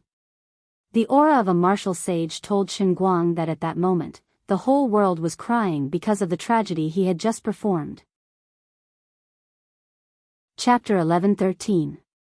The long silence and sobbing lasted for at least 10 minutes before the pitch-black stage finally quietened down. Apart from that, the minds of the audience below the stage and in front of their televisions and computers seemed to have fallen into a world of ice and fire. Half of them were still reminiscing about the tragic fate of Romeo and Juliet, while the other half were desperately thinking about a question. They had a vague impression of the actress who played Juliet. It was a young actress named Emma Watson, but who was Romeo? Who was the young man who brought the stage play from mediocrity to shock the world? It was as if he had opened a window to another world for everyone in the past 2 hours. It was as if he was a ray of light that shone from the sky of Verona hundreds of years ago into the modern society. Who was he? Even now, when the audience looked at the people around them or chatted with others, they could not help but subconsciously imitate the tone and intonation of the actors in the play. Who was this Romeo? What kind of performance art was he using? Some people who had watched Women and World's Faction had already associated Romeo with the Chinese, Chen Guang, but they could not be sure. On the stage, Romeo didn't look like a Chinese at all. His accent was so perfect that people couldn't associate him with a Chinese at all. Most importantly, when these people were watching the play, they didn't have the time to figure out who was playing who. All their thoughts were emptied. Even though the play had ended, even though they had begun to guess Romeo's identity, they were still blinded by the fact that the two were the same person. Old James and the other 29 members of the World Party's underground organization silently wiped away their tears and looked up at the bright moon in the sky. They thought to themselves that they were right about Donald. That despicable Donald had led everyone into the ditch. King Cameron tried his best to hide the excitement in his heart. If Mr. Blake did not look so noble and elegant in the crowd, King Cameron would have rushed up and hugged him tightly. Irma, all right, let go of me. Chen Guang gently patted Juliet's back. Ever since the performance ended, this girl had been hugging him uncontrollably. Emma Watson snapped out of her daze and released her grip on Chen Guang's back. She took a step back and said, "I'm sorry, Romeo. I couldn't control myself." Chen Guang smiled.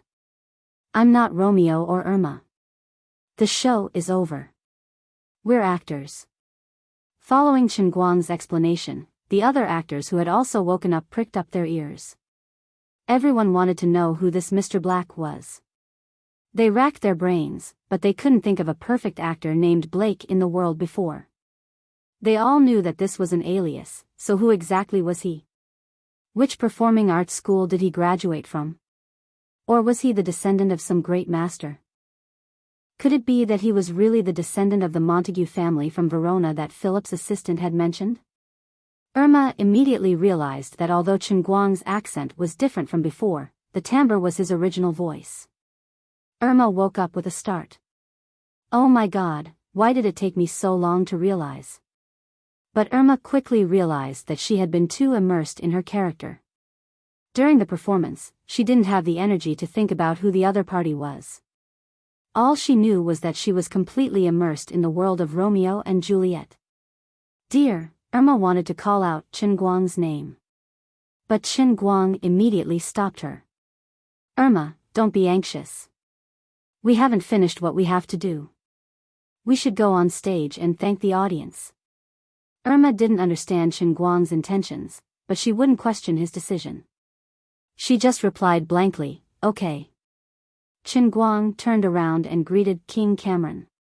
King Cameron came back to his senses and hurriedly asked the others to tidy up and get ready to go on stage. Mr. Cameron, there's something I need to trouble you with. Okay, Mr. Blake, go ahead. I need a piano. I want to play a song as a gift for today's curtain call. Okay, right away. I'll get someone to prepare it. King Cameron immediately turned around to make arrangements. Mr. Watson, who is Romeo? Who is this Romeo? President Fred turned around and asked old James, unable to control himself. Old James pretended to be a fool. I'm not sure, President Fred. Who do you think it is? Who in this world can have such acting skills? In fact, old James was already hinting at it, but Fred didn't realize it. Malfoy Bentler, who was next to him, also frowned. I've never heard of such a talented actor in the Princeton Repertory Theater. Just a genius? Daimon said sarcastically. Malfoy opened his mouth to argue, but after a while, he couldn't say a word. Okay, I admit that if we put aside his identity as a young man, then he's a well-deserved master. Old Foreman, who was next to him, didn't try to hide it anymore. Just a master? Okay, this is a great artist who truly founded a school. I don't understand how he did it, but obviously, before and after he went on stage, the other actors on stage and us, the audience, didn't think the same thing. What he brought to us might be another level of performing arts.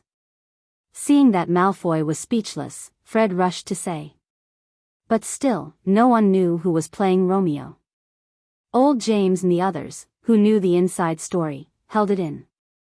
They were waiting for the moment when Chen Guang would reveal the mystery himself. They really couldn't be bothered to explain to Fred and the others. In fact, if they had watched Women or World's Pie before, they could completely associate the actor who played Romeo with Chen Guang. Because other than the same person, no one else could do what he did. Lights finally appeared on the stage again, and a group of main cast members slowly stood on the front stage. Chen Guang, who was dressed as Romeo, stood in the middle of the crowd. On his left was Irma, and on his right was the director. The pitiful Captain Gold originally wanted to come over and rub his face with them, but he was busy moving the piano with a few staff members. Thank you, everyone, thank you for coming to Eaton Manor today. Thank you for enjoying Romeo and Juliet from the Princeton Repertory Theater. The director stood on the front stage and spoke passionately. He was about to give a long speech, but was quickly interrupted. Even Irma, who was next to him, didn't get a chance to speak. The audience below the stage had already gone crazy, and everyone was shouting Romeo. Even the staff in charge of the live broadcast and the lighting learned from the others. They stood up and shouted as if they wanted to see the world in chaos. Some people were simply shouting Romeo's name, while others were asking who he was. Some were even asking if he was Chen Guang. The director had no choice. He first looked at Irma apologetically, and then turned to Chen Guang. Mr. Blake, everyone wants to hear your speech. Below the stage, Brosnan, who was sitting next to Malfoy, suddenly screamed. Brosnan, what's wrong? Malfoy, did you forget? The mysterious man who conquered everyone with his incredible playing skills and unparalleled creativity in my coffee shop the day before yesterday is also called Blake. Brosnan, but I remember you saying that he's blind with black pupils and black hair. Brosnan was stunned. I think so. While the two were chatting, Chen Guang waved his hand without saying a word. The crowd around him parted to the sides, revealing the piano that Captain Gold had just brought over. Brosnan's eyes widened. Damn it. Malfoy, isn't that the Pearl of Mississippi that you put in the castle? Malfoy Bentler stood up agitatedly. Oh my God. My beloved baby, how could they? Old James and Old Foreman pressed down on Malfoy's shoulders, one on the left and one on the right. In fact, they had secretly given the key to the castle's side door to Commander Gold, but they didn't expect Gold to be so bold as to bring out Malfoy's precious baby. "Don't worry, Malfoy. You won't break it." "But," Brosnan spoke again. "Malfoy, something's wrong. I suspect that this Blake is the Blake I met the day before yesterday." Malfoy Bentler calmed down a little. "It can't be, right?" On the stage, Chen Guang had already shaken his clothes and slowly sat down in front of the piano. He first talked to himself, but also seemed to be talking to the others. "Many people have asked me who I am. Before I answer your questions, I'll first present you with a song that I've never played before. Consider it a thank you gift for coming tonight or waiting in front of the TV to support me." In order to maximize the effect of tonight's performance, Chen Guang did everything he could. The more people wanted to know the answer, the more he hid it. Perhaps many TV stations that had been forcefully delayed hated him to death. Now that he did not end the live broadcast, whether it was UBC or other TV stations with secondary authorization, they would not change the program. He suppressed the emotions of all the audience, and then he would reveal the answer after he finished playing this song. Chen Guang had had enough of the slow scheming with the stubborn old fools of the Oscars. The 2-year deadline was getting closer and closer. Every day he wasted would mean a smaller chance of survival. If possible, he even wanted to let the dust settle tonight. Although it was very difficult, he worked hard in this direction. Everything he did was to increase his chances of success, even if it was just the slightest. "If I were a singer, the audience would be the ordinary judges, and the stubborn old fools of the Oscars would be the guest judges. Then, I really want to use 1900 Wavy Etude to make the whole world turn around for me. This is a classic that has never appeared in the world. It could even be said that in the world of Pianist on the Sea, 1900's talent in composition was fully embodied, but it had never appeared in the movie, let alone in reality. It was 1900 sitting alone in the hall on a stormy night. He seemed to be playing it casually, but in fact, he was playing an extremely exquisite piece of music. It was the embodiment of 1900's talent in the world that only belonged to him. "Everyone, please listen to a 1900 Wavy Etude," Chen Guang said in a very calm tone, and then his fingers moved. Chapter 11-14. Brosnan and Malfoy, two famous musicians, were at a loss. 1900 Wave Etude? What's that? Have you heard of it, Brosnan? No, I've never heard of it. Malfoy was at a loss. Is it because we're too ignorant? On such an occasion, under the eyes of the whole world, if he really wanted to express his gratitude, shouldn't he play a famous song that everyone was familiar with? But why haven't we heard of it? Brosnan's feeling became more and more obvious. Extraordinary people always do extraordinary things. We're not in a good enough state to understand. Although it was hard to understand, Brosnan was suddenly sure of one thing after less than 5 seconds of Chen Guang's fingers running over the keys. That's right, this Blake is that Blake. Malfoy, I'm sure that Blake, who plays Romeo, is the blind man who conquered all of us the day before yesterday. I suspected that he was too good at pretending to be blind that day, but if he has such acting skills, then it's not surprising. The song he's playing now should be an original piece inspired by The Pianist on the Sea. He has the ability. If it weren't for the fact that he has so few works, would even compare him to Tchaikovsky. Hearing that, Malfoy Bentler fell silent, which was rare for him. As proud and arrogant as he was, he had never been so thoroughly convinced by someone. However, he couldn't find any reason to doubt Blake. If both Blake were equally black, Malfoy Bentler could only admire him from the bottom of his heart. His acting skills, which were so perfect that they transcended time and space, and his amazing performance in Brosnan's cafe the day before yesterday, these two incredible talents were so favored by God to be combined in one person. Everyone had adapted the same song, and he had even combined the efforts of dozens of people from Bentler's studio and Brosnan's music academy, but he had completely lost to this guy named Blake. The difference between the two was not just a little bit, but the difference between the light of a grain of rice and the brilliance of the sun and the moon. Just as Malfoy Bentler was feeling indignant yet submissive, Chen Guang's performance finally skipped the simple warm-up and cut to the chase. The notes that were like a torrential storm assaulted one's face. It was so sudden that it didn't give anyone any time to prepare themselves mentally. A second ago, it was as tranquil and soothing as the blue Danube River, but in the next moment, it had become an oncoming sea. The waves were turbulent, and the waves soared into the sky. At a glance, one could not see the end, only the endless rise and fall of the deep sea. The storm came head-on. Although they could only hear the sound of the zither in their ears and look up at the bright moon and sparse stars in the sky, they felt as if they could feel the dripping of water on their faces. They could even smell the dampness of the sea. The most terrifying illusion in the world was knowing that it was an illusion, but being powerless to resist it. It was the same with the Romeo and Juliet just now, and it was the same with the wavy Etude 1900 now. It might have been better for others, but for people like Brosnan and Malfoy Bentler, it was a great torment, but it was also a great happiness. Because the two of them had life experience, they understood movies, and they understood music. As a result, they were deeply immersed in the play, and the feelings they felt when they listened to the zither music became even deeper. 10 minutes ago, they were still deeply immersed in the sad story of the young couple, and their hearts ached so much that they couldn't breathe. 10 minutes later, they were dragged into the waves of the sea by a barbaric and domineering force. All of this happened so suddenly, and it was tough and fierce.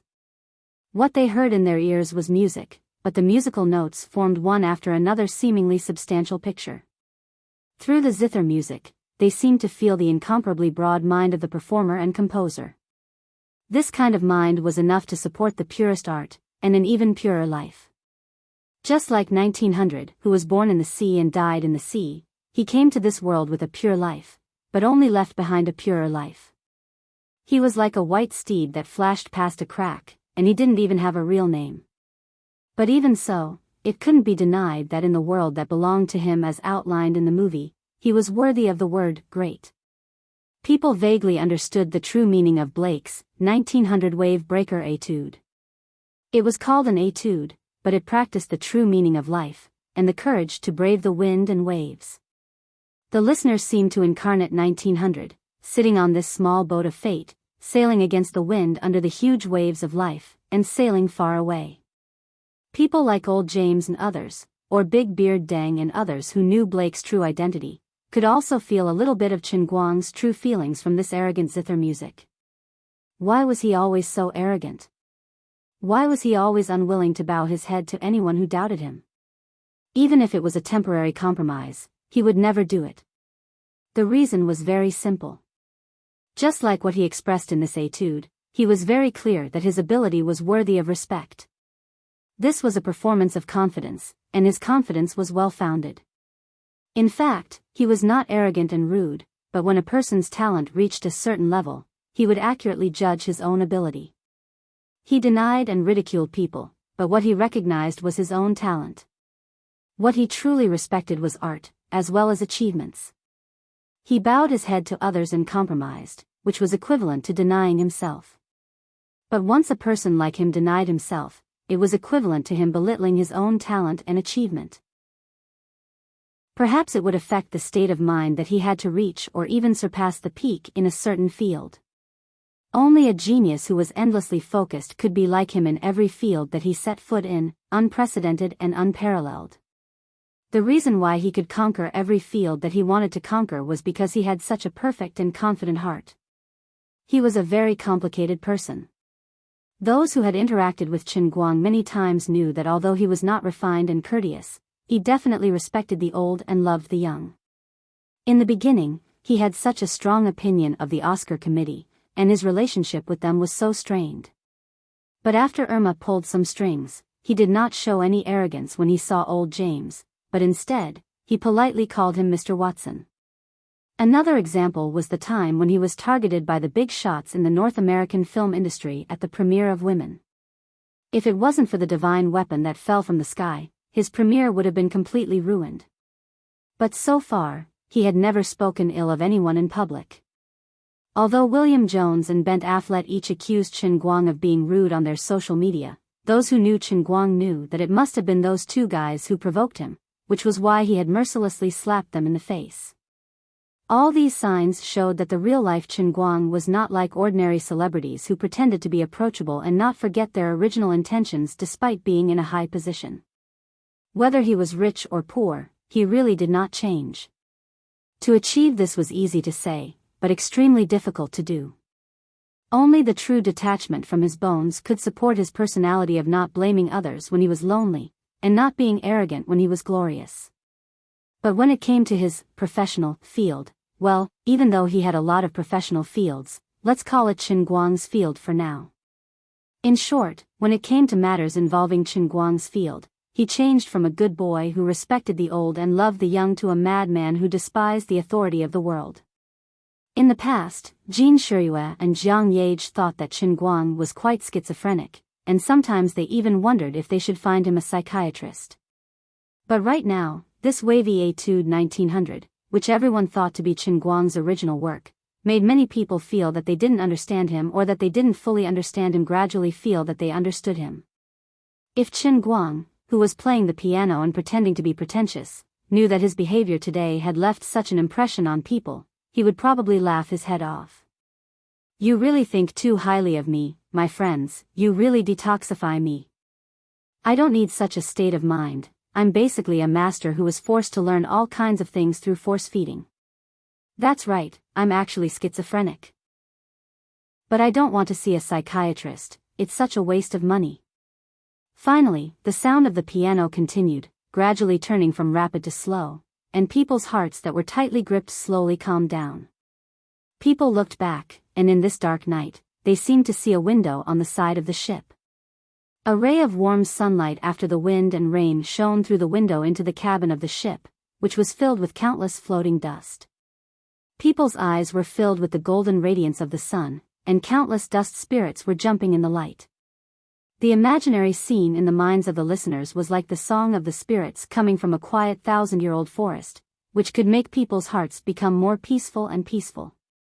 After the sound of the piano stopped, whether it was in front of the stage or in front of the TV around the world, it seemed to be quiet for a whole minute, and then there was a deafening applause. Standing up from his chair, Chen Guang faced the stage. He faced the legal footage of UBC and YouTube, as well as the infringing footage of Twitch and ABC. However, he was not interested in pursuing these people's infringement. Instead, he deliberately waved in the direction of these infringers and nodded slightly. Chen Guang's encouragement gave these infringers a shot in the arm. Now everyone could guess that this Romeo and Juliet was specially prepared by the Princeton drama troupe for Mr. Black. Even Kinte Cameron was taking the risk of losing everything. So, even though everyone was signing a contract with the Princeton Repertory Company, Mr. Blake was the one who had the final say.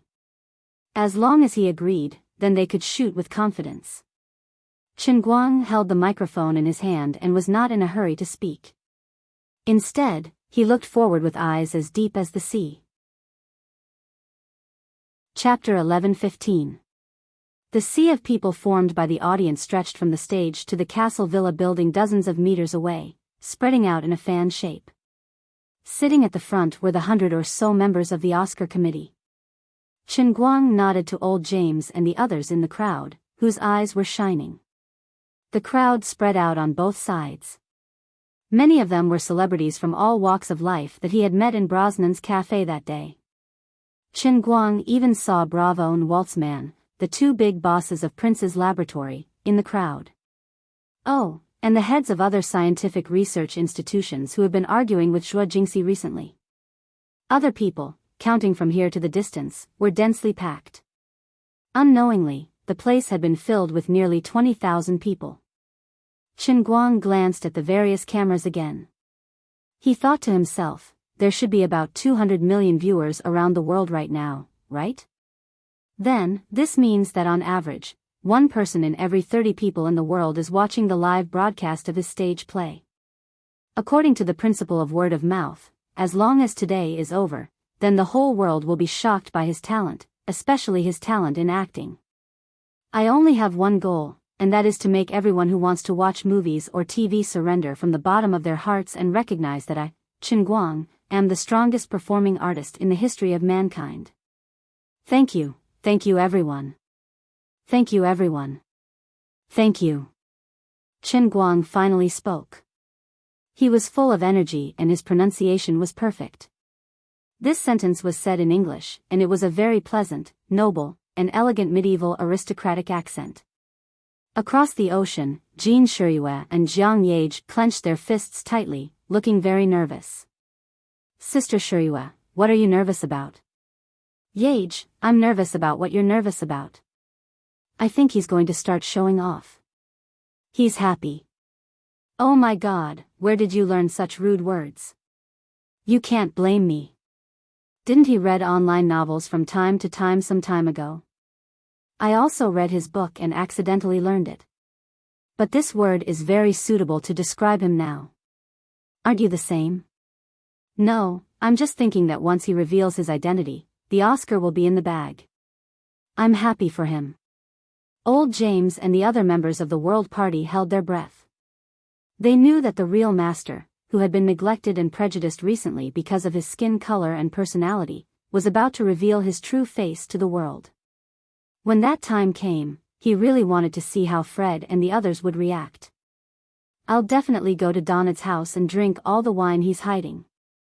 This is his punishment. Madame Josh Tam had brought back a copy of World Faction early in the morning. No wonder Donald had been hiding and refused to leave the house. He must have been studying it wholeheartedly. Previously, everyone was worried about his safety and repeatedly called him, but he was always secretive and refused to confess. He was clearly selfish. He must have decided to run naked because he sincerely recognized Chen Guang's artistic achievements and felt guilty. If you had told us earlier, we wouldn't have treated such a great artist like that. Do you want us to become negative examples in the history of art? We've been ruined by you. As for those who didn't know Blake's true identity, the doubts that had been hidden in their hearts were getting stronger. Who was this Mr. Blake who was like a gift from God to mankind? On the other end, Chen Guang finally spoke again. I know that many of you have all kinds of guesses about my identity. That's right, I'm not Blake. This is just an alias that I came up with. Everyone listened attentively. He was finally going to reveal the answer. On the stage, Chen Guang grinned before he took a deep breath and spoke in a different language. Let's not talk about this matter anymore, Chen Guang said. Thank you all. My friends from China, remember to like and follow me. Double-click 666. Pfft. Big Beard Deng, who was overwhelmed with emotions, was forcing himself to drink water to suppress his shock. When he heard that, he spat a mouthful of tea onto Yang Shi's face. Jiang Yage fell to the ground. I knew he could speak Chinese, but your northeastern accent is too abrupt. Jean Shiriyue covered her mouth and laughed. Isn't that his style? When the Huaxia people heard the standard northeastern dialect, how could they not know that this golden-haired young man was one of them? They cheered. On the other hand, the European and American audiences were bewildered. What? What does that mean? Is that Chinese? Can someone translate it for me? Mr. Johnson, I've learned a little bit. Booker, go ahead. The first sentence is to thank you all, 3 grams of oil. The second sentence is old iron block from China? What? Old iron block? What does that mean? It's probably an old antique that shows respect and gratitude to others. The second sentence is to ask people to like it. Yes, like it, then follow him. Just like how we follow Taylor Swift's Twitter. The last sentence is to ask people to hit 6. Hit 6 in a row. Poor Mr. Johnson. He had no idea what his secretary, Booker, had translated. Maybe even Booker himself didn't know. But on the stage, Chen Guang suddenly turned around and took a towel from Elma Watson. The towel was soaked in makeup remover. He had to perform a big face change and turn Blake into Right Chen in a second. The silicone prosthesis on his nose bridge was a little tight. It would take at least half an hour to remove his makeup. But it didn't matter. The skin of the Earth Sauce Bomber was very durable. His makeup removal was a skill. Force could create miracles. Under the dazed gaze of countless people, Chen Guang smiled and slowly covered his face with the towel. Swoosh! Chen Guang's face on the cover of World School of Performing Arts and the poster of Women had suddenly appeared in front of everyone in an extremely sudden manner. Under the night sky, his blonde hair fluttered in the wind. His smile was so special. Below the stage, there was a lot of wailing. The first to bear the brunt was not President Fred, but William Jones, who was hiding in the crowd, Chen Guang's best competitor for the Oscars. Oh! God! My God! Why? Why is it him? William Jones held his head in his hands and screamed. He couldn't control his emotions at all. On the other side, Ben Affleck wasn't much better than William. At this time, the lead of July, a 3-time Oscar nominee for Best Actor, and a double winner of the Berlin Film Festival and the Paris Film Festival, was slowly squatting on the ground with a red face. He was so ashamed and angry that he wanted to find a hole to hide in. At this time, his mind was full of the first time he met the Chinese, Chen Guang, and the mockery he had made at Chen Guang in the coffee shop next to the handprint wall square outside the Huaxia Theater. Every mockery he had given to Chen Guang had now become a knife in Ben Affleck's hand that stabbed into his heart. How stupid and ignorant must I be to say something like that to him? Brosnan also stood up, shouting hysterically like a madman. I knew it was him. I knew Blake was Blake, and Blake was right. The god of piano. The god of performing arts. Chapter 11:16. Brosnan's roar woke up the celebrities in the crowd who loved jazz and performing arts. They had seen Blind Blake the day before yesterday. There was an uproar, and these people were even more excited than the ordinary audience. Blind Blake, Romeo Blake, Chen Guang, the male lead of Women, and the world's best microsculptor, the world's best linguist, the world's best, okay, this guy has a lot of titles that can be called the world's #1. 2 days ago, he even made world-renowned research institutions like Prince Laboratory and Alamo Laboratory bow to him in some high-tech field. But that was not important. What was important was that all these complicated identities and abilities had been integrated into one person's body. People simply could not understand how a person could be like this Huaxia man, Chen Guang, and contain so many abilities in one body. What was the structure of his head? What was his body made of? Was his energy limitless? Was the capacity of his brain limitless? Or was it because he had countless completely split personalities and souls living in the same head? Was every personality in his body a stubborn genius? That was the only explanation. Although it was still inconceivable, it was easier to accept than before. Geniuses were always different from ordinary people. If a genius became a Huaxia man like Chen Guang, it would not be strange even if he had 3 eyes. President Fred's expression was so complicated in the darkness that he had to cover his face awkwardly. There seemed to be some relief in his eyes. Maybe he had already guessed this. But he felt a little awkward. He really did not want to admit that an Asian man could crush the entire European and American film and television industry in this way in the performing arts. He felt that the public boycott of Chen Guang by the American Film Association, which he had led in the past, might really be a sad joke. In the past, there had been Huaxia people who were respected in the European and American entertainment circles, but most of them had earned their fame with their fists like Bruce Lee. People respected them more because they had promoted Chinese kung fu to the world. Even Ang Lee, who had won an Oscar for Best Director, couldn't do what Romeo did on stage today. He was so domineering that it only took him 2 hours to get rid of all the controversies about his acting. As a result, they could now be said to be the most picky group of people in the world when it came to movies. The senior members of the Oscar committee racked their brains to find fault, but they couldn't. President Fred turned to look at old James beside him. Mr. Watson, you prepared this, right? Now that things had come to this, old James could no longer be secretive. He and old Foreman nodded in unison. Yes, this was indeed arranged by us old men. Fred, do you want to ask us why? President Fred was silent for a few seconds. He looked at the stage with a complicated expression and shook his head. No need to ask. I know the answer. Tell me, what do you think? President Fred sighed and said, we were wrong. We were wrong before. We shouldn't have judged the Chinese. No matter how good our reasons for boycotting him were, we were wrong. Besides, we shouldn't have given up our principles as filmmakers just because we boycotted him. We should at least watch his movies in private and read his books. Old James nodded and patted President Fred on the shoulder. Fred, I'm glad that you've realized this. It's not too late. Remember, although the art of film is not as pure as it used to be, we will always be interfered with from all sides. But no matter what the outside world thinks, as filmmakers, especially you, as the president of the American Film Association and the chairman of the Oscar Committee, you can't learn from others and go with the flow. You should look at problems with a more proactive and dialectical perspective.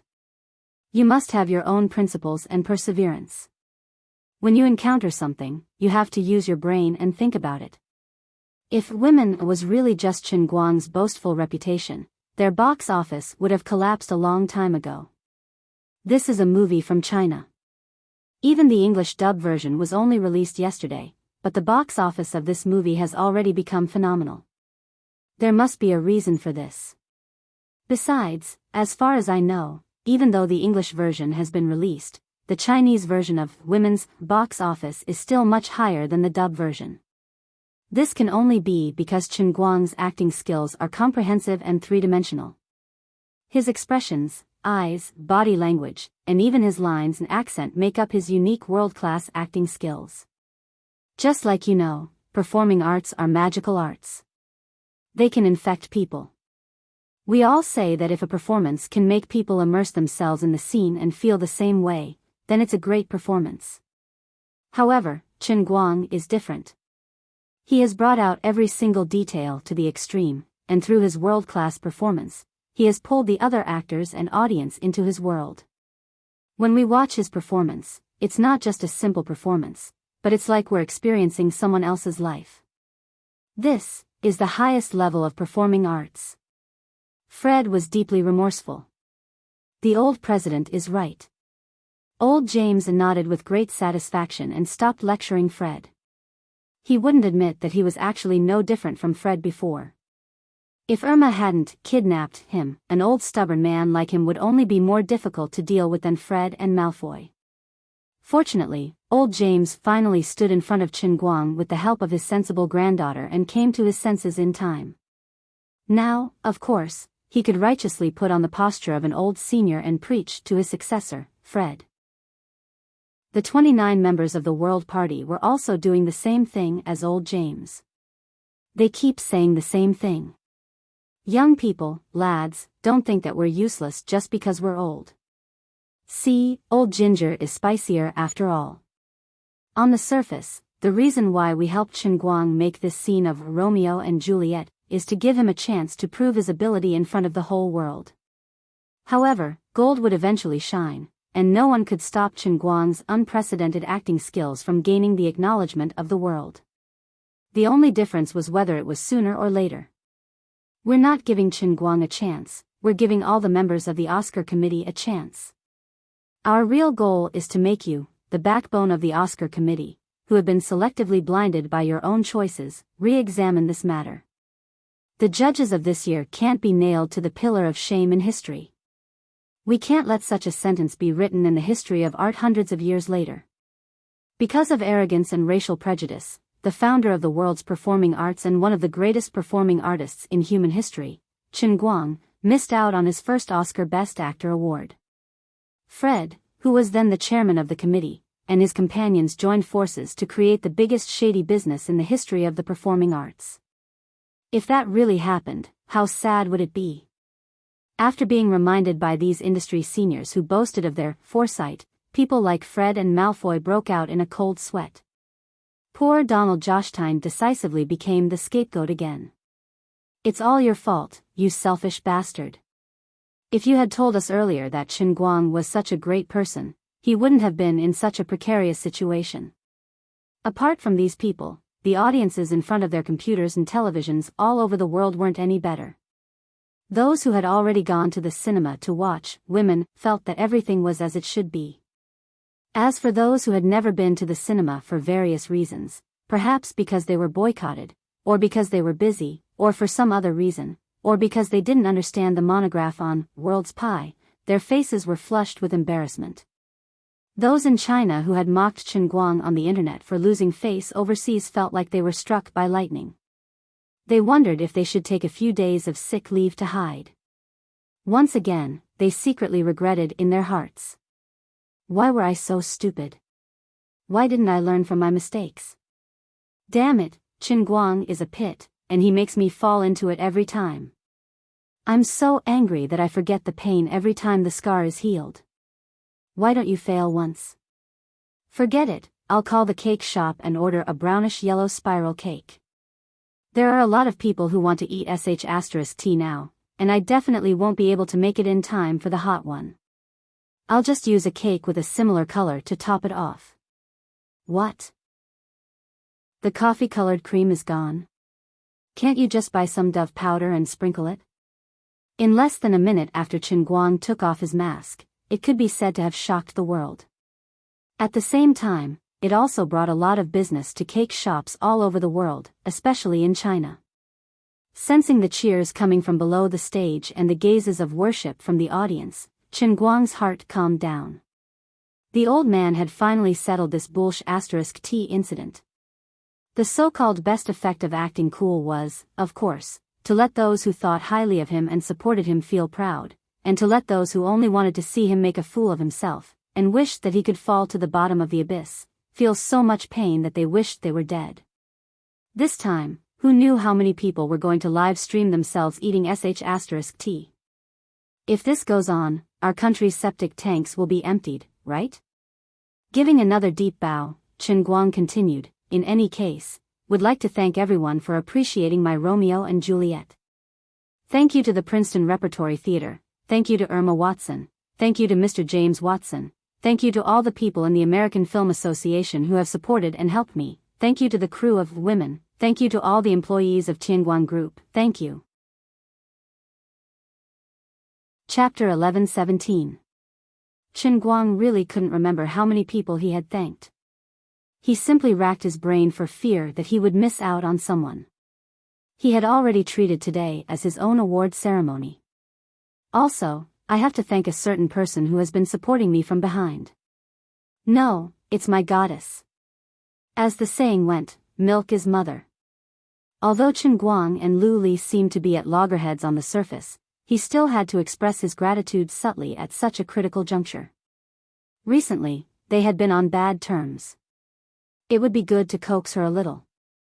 Lastly, I would like to thank my parents. Fang Tianyu tried his best to signal him with his eyes. Chen Guang felt helpless.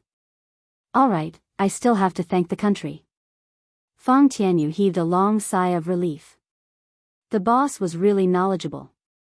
In Yanjin, the old men who woke up early in the morning to watch Beijing opera spat on the ground. This kid is mocking us. The old man in charge of the SARFT system slammed the table angrily. What's wrong with mocking you?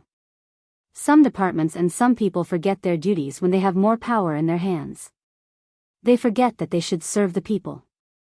They always like to use chicken feathers as arrows and come up with all kinds of censorship methods to collect fees that they shouldn't have, stifling the creativity of artists. The old man in charge of science and technology said sarcastically. The old man from the SRFT slammed the table and stood up. You only know how to spout nonsense. You know nothing. You think I don't know? Wasn't it because Chen Guang wanted to share his photocatalysis research with the Chinese Academy of Sciences? Your buttocks are all crooked. Even if you want to lick him, don't make things difficult for me. Do you really think artistic work is that easy?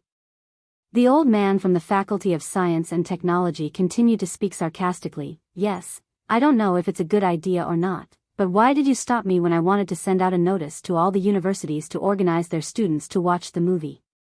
The way I see it, you just can't bear to see others doing well. It turned out that there was a conflict between the two of them. That's easy for you to say. Why do you think I stopped you? Does Qin Guang's movie need you to fake things like this? You don't even need to organize it. Do you believe that all the university students in the country will line up to watch it themselves? I'm doing it for your own good. So as to avoid being gossiped about. Can a layman not meddle in the affairs of a layman? Wait a minute, don't quarrel, it's a big matter. Hey, look over there, there's a white man running onto the stage. Old man Jin's eyes were glued to the screen when he was trying to stop the fight. When he saw the new situation, he immediately shouted. The two old men who were quarreling immediately calmed down and turned to look at the TV. They just happened to see an old man with messy hair running up the stairs. Why is Donald here? Below the stage, old James shouted in surprise. Qin Guang turned around and saw Donald Joshtyne. He felt a headache coming on. You still have the face to appear in front of me? You don't even know how miserable I've been. Qin Guang clenched his fists tightly. He was measuring Donald's resistance, wondering if he could send him flying with a single punch. Below the stage, there was an inexplicable shock. Only old James and a few others knew the truth of the matter. The others had already placed Donald Joshtyne on the opposite side of Qin Guang. Shouldn't the owner of the Huaxia Theater, who was made to run naked by the Great Right, be the enemy of the Huaxia people? What was he doing here on such an occasion? Donald Joshtyne started waving his arms crazily the moment he ran onto the stage. He shouted, Mr. Chen. I'm sorry. What? The famously stubborn and extreme Mr. Joshtyne apologized to Qin Guang in public. What was going on? Wasn't he the one running naked? Why was he apologizing? Qin Guang sighed when he saw that. Sigh, this bastard probably knew that he was going to be beaten up. He apologized so quickly. Sigh, forget it. Let bygones be bygones. Qin Guang waved his hand magnanimously. I'm not such a petty person. Fang Tianyu, who was below the stage, and Lu Xiaoyang, who was far away in Los Angeles, thought that their boss was getting more and more shameless. If he wasn't petty, then everyone in the world would be so petty. Please lend me your microphone. I need to explain to everyone. Donald bowed to Qin Guang in embarrassment before turning to borrow the microphone from Irma Watson. Everyone, I just came here from Los Angeles. I'm sorry that I missed Mr. Chen's Romeo and Juliet, but I'm glad that I managed to catch the last bus. I'm here to explain the misunderstanding that I've caused to everyone. My conscience tells me that my pursuit of film art tells me that I can't let Mr. Chen's performance be doubted. I can't let the misunderstanding continue. Mr. Chen from China is the greatest performance artist that I, Donald Joshtyne, have ever seen in my life. I swear on the honor of the Joshtyne family. After a short break and catching his breath, the first thing Donald said into the microphone stunned everyone with his mouth agape. Then why did Mr. Joshtyne run naked in the Chinese theater? Not far away from the stage, the reporter decisively made a professional response and loudly asked this very sharp question. Everyone thought that Donald would at least be embarrassed. After all, he only wore a tie and checkered underwear, which made him look very funny. He had embarrassed himself. However, not only did he not feel embarrassed, he even had a proud smile on his face. I hope that many years later, my story will resound in the history of art along with Mr. Chen's name. Let me tell you an interesting story. 3 minutes later, Donald finished the whole story with an emotional voice. In the beginning, he looked down on Qin Guang, to the ridiculous bet he made with Tang Xiao, and when Qin Guang received the support of many famous figures in the industry, he still felt indignant in his heart. He felt that the art of film was being humiliated. Later, with the help of his wife, Jenny Joshtyne, he finally let go of his prejudice and flipped open the first volume of World School of Performing Arts with Qin Guang's face on it. Then, he was fiercely shocked. He was so shocked by the bold and imaginative new theories in the book that his face turned red with embarrassment. The next day, as the owner of the Chinese theater, he sneaked into his own theater in disguise. He finally felt what it meant to be a real-world school. Yes, I finally understood my lowliness. He finally understood my foolishness. At that time, I finally understood why Chen Guang would bring his women across the ocean to Hollywood. Even though he knew that his actions would bring him endless resistance. He must have known that people like me would be an obstacle in his way. Everything he did was because he couldn't wait to contribute his great achievements to the world. No matter how much resistance there was, he was willing to pay for it himself. What a great feeling. Mr. Chen is such a great person. In order to defend true art, in order to make the light of art even more dazzling, he charged forward like a brave soldier on the battlefield. Compared to his greatness, I was so ridiculous and stupid. I felt so ashamed that I couldn't sleep at night. I just wanted to do something to get rid of the torture in my heart so that I could calm down and continue to study the great world faction. So, I chose to fulfill my promise and ran a lap around the Huaxia Theater in my underwear and a tie. Forgive my selfishness. I should have said all this earlier, but I was too addicted to a world school. I just wanted to immerse myself in the ocean of World School of Performing Arts. Because of my selfishness and negligence, I brought a lot of trouble to everyone, especially to Mr. Chen. So, here and now, I want to apologize to Mr. Chen and all the filmmakers in the world. I'm sorry. Donald Joshtyne said. Then, he bowed to the camera again. This time, the whole world was silent because of his determination. Chapter 11:18. Chen Guang chuckled. Mr. Joshtan, don't be like this. It's not that serious. Joshtan's apology was sincere, and he did it in front of the entire world. Most importantly, Donald Joshtan was a very honest man. Alright, he was a stubborn man. When he looked down on you, he would ignore you even when you waved a check at him. When he looked up to you, he would even throw away his pride to support you. It was torture to deal with such a person if you could not grasp his weakness.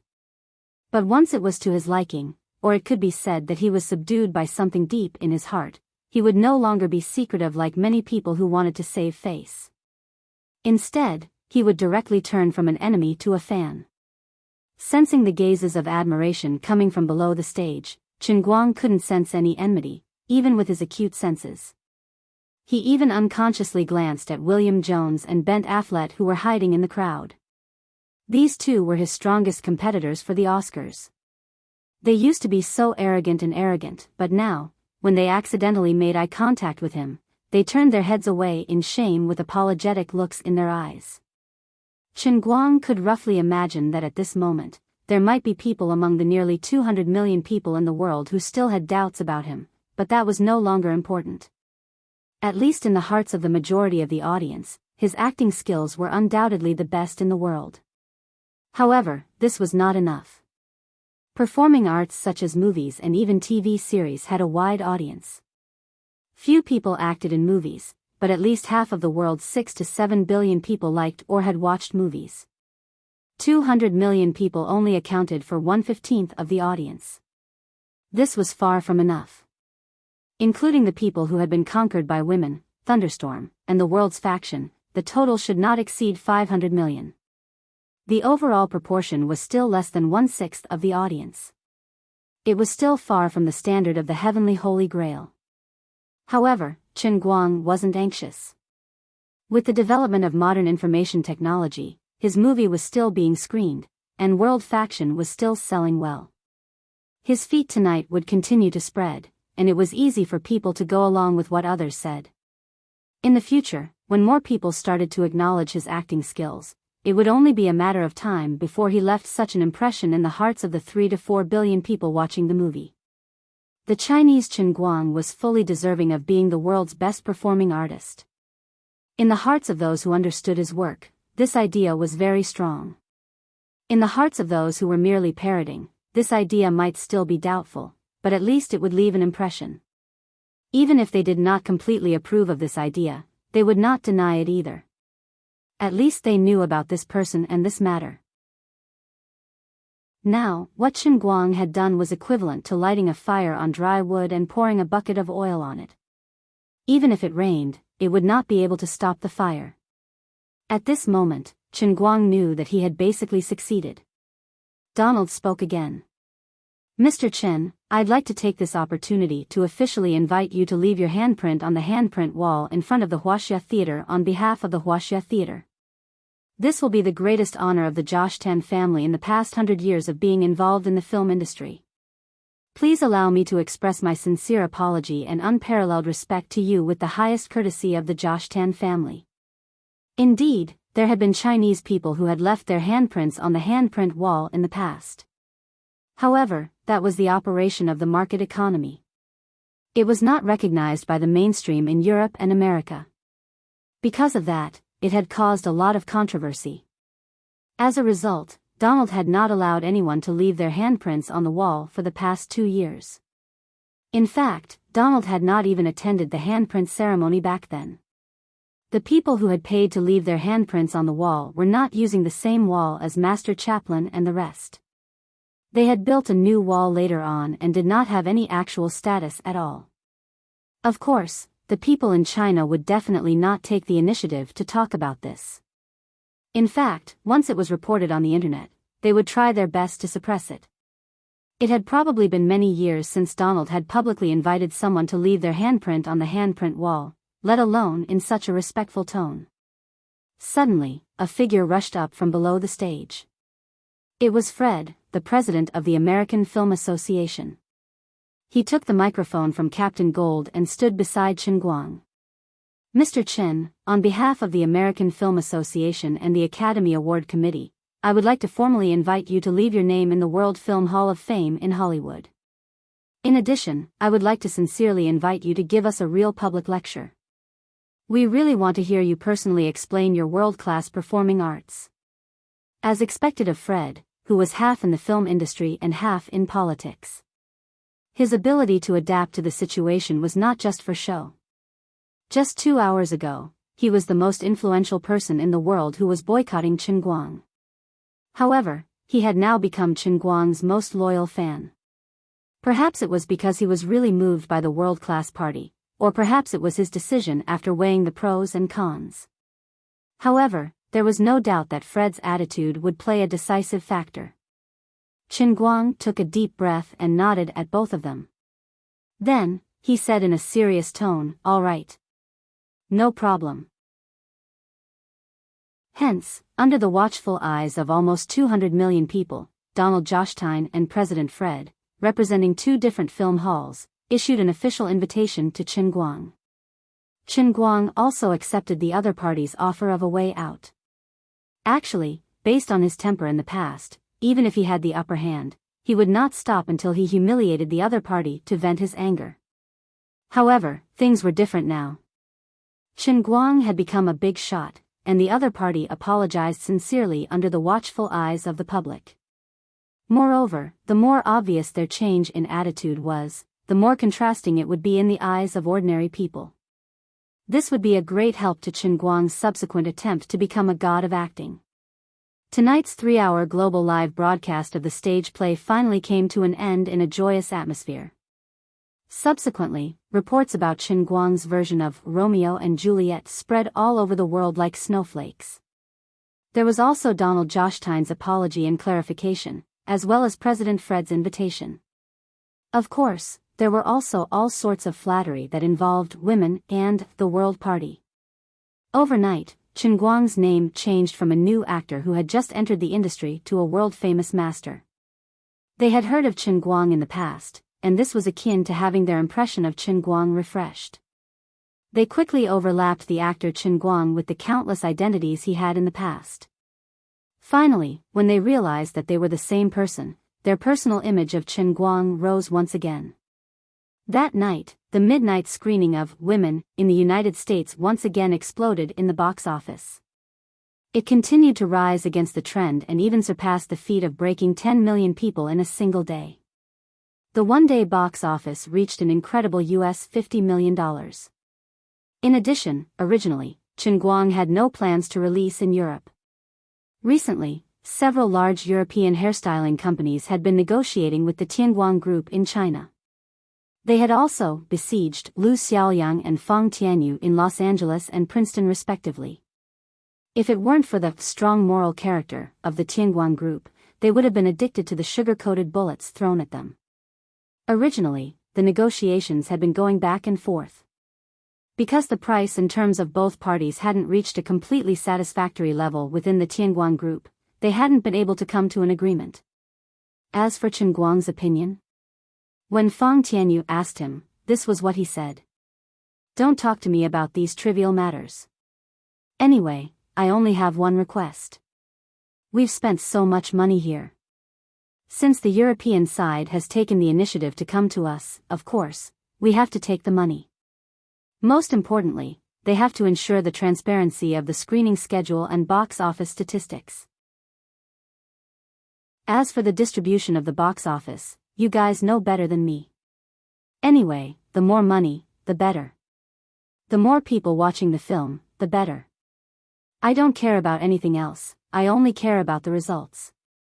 Now, after tonight's events, the distribution companies in Europe, Oceania, South America, and even Africa, who refused to make any concessions in the previous negotiations, almost collapsed.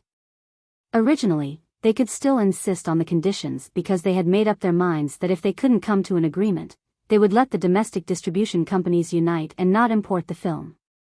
However, now that Chen Guang's Romeo and Juliet had exploded in the word of mouth, the local audiences who had been waiting for a long time for a blockbuster were unhappy and started to protest. In addition, when the benefits weren't tempting enough, they could unite and not import the film. But now, the potential benefits were enough to move everyone. Almost everyone knew that once a film like Women was introduced, it would be like an old hen that laid golden eggs. The business world was like a battlefield. Who could resist such a temptation? In the end, almost all the distribution companies in all the continents reached an agreement in an instant. They went from working together to not importing the films to working together to import them. Apart from that, they made appropriate concessions in terms of box office revenue, but gave preferential terms in terms of the screening rate, which was enough to move people. That night, matters related to the introduction and distribution of Women in other continents were almost finalized. As for the Asia-Pacific region, everything was handed over to Qianda Pictures, which was one of the investors. In addition, the follow-up development of the audio and video copyright of Chen Guang's version of Romeo and Juliet was also handled by Feng Tianyu and Lu Xiaoyang, who were in the United States. Although the Princeton drama troupe was responsible for this matter, and it was led by Old James and the others, all the expenses came from Chen Guang's account. When Chen Guang asked Feng Tianyu to complete the funding, he had already signed the relevant contract for the entire program's copyright. The Princeton drama troupe took the money, but the copyright belonged to the Tianguang Group. In addition, that night, Zhuo Jingxi, Hua Ling, and Zhong Yu stayed in the Prince Laboratory Industrial Park under the protection of Auntie Mei. They were busy all night. Feng Tianyu and Lu Xiaoyang were also extremely busy. Only Chen Guang was comfortably lying in the hotel like a deity. 1 minute on stage was 10 years of hard work off stage. Although it only took him a moment to learn acting in the real world, he had suffered a lot in the world of cups. In order to achieve the most perfect performance, Chen Guang was also in a state of desperation. Not only did he drag everyone into the play, but he was also deeply immersed in the play. Although his mind was far more tenacious than ordinary people, he was still a little tired. He slept soundly, and when he opened his eyes, it was already the next day. Chapter 11-19. It was time to leave Princeton. Before leaving, Chen Guang first went to Prince's laboratory. Under the gaze of Bravo and Wurtzman, Chen Guang walked straight into the experimental area that was temporarily allocated to Zhuo Jingxi. Practically all of the most advanced and core equipment in the Prince Laboratory's photocatalysis field was gathered in this region. It was so much so that the Prince Laboratory even took the initiative to purchase equipment and raw materials worth $50 million to meet Chen Guang's requirements. However, Zhuo Jingxi and Chen Guang didn't leave any loopholes for them. The list of raw materials was 5 times the actual variety. This was to confuse the public and prevent technical leaks. In addition, all of the equipment for weighing and sampling were purchased by Zhuo Jingxi. In this area of the laboratory building, 3 other professional agents from the Chinese military carried out a complete transformation. At the same time, the network connection was cut off, cutting off the possibility of Prince's spying. Any equipment that might leave traces of operation had their memory chips purchased by Zhuo Jingxi. Equipment that didn't have a replacement chip was not allowed to be used. In addition, other than Zhuo Jingxi, Hua Ling, and Zhong Yu, no one else was allowed to enter. Even Bravo and Wurtzman belonged to this category of outsiders. In order to achieve a foolproof effect, Chen Guang even borrowed some professional security personnel from the Chinese Academy of Sciences to act as security consultants and staff. They were strictly guarded 24 hours a day. There was only one purpose, which was to blatantly occupy the scientific research resources of Prince's laboratory without leaving any loopholes. After all, in the world's scientific research field, there were too many examples of losses due to leaks. It was important to be wary of others. Bravo and Wurtzman were both angry and helpless when faced with Chen Guang and Zhuo Jingxi's attitude. They felt like Chen Guang was too much. Now that they knew how powerful Chen Guang was, even if they were given a chance and a loophole, they wouldn't dare to pry. The patent rights for the 5 formulas that they published had been officially registered with the assistance of Baker Law Firm, and it was a global patent. Even if he stole Chen Guang's patent, with Chen Guang's current global reputation, and at the same time, he did not lack money to fight a lawsuit, so it was impossible for him to try to get involved. Moreover, getting Chen Guang's technical support was more beneficial than stealing these 5 patents. Now that he had offended him, it was hard to guarantee that he wouldn't simply unite all the other companies that still relied on him. Then he would be in an extremely passive position. Wazita and Sanmei, the 2 people who were excluded in advance, might take the risk in desperation, but Prince, who already had a stable income, was absolutely not interested in seeking his own death.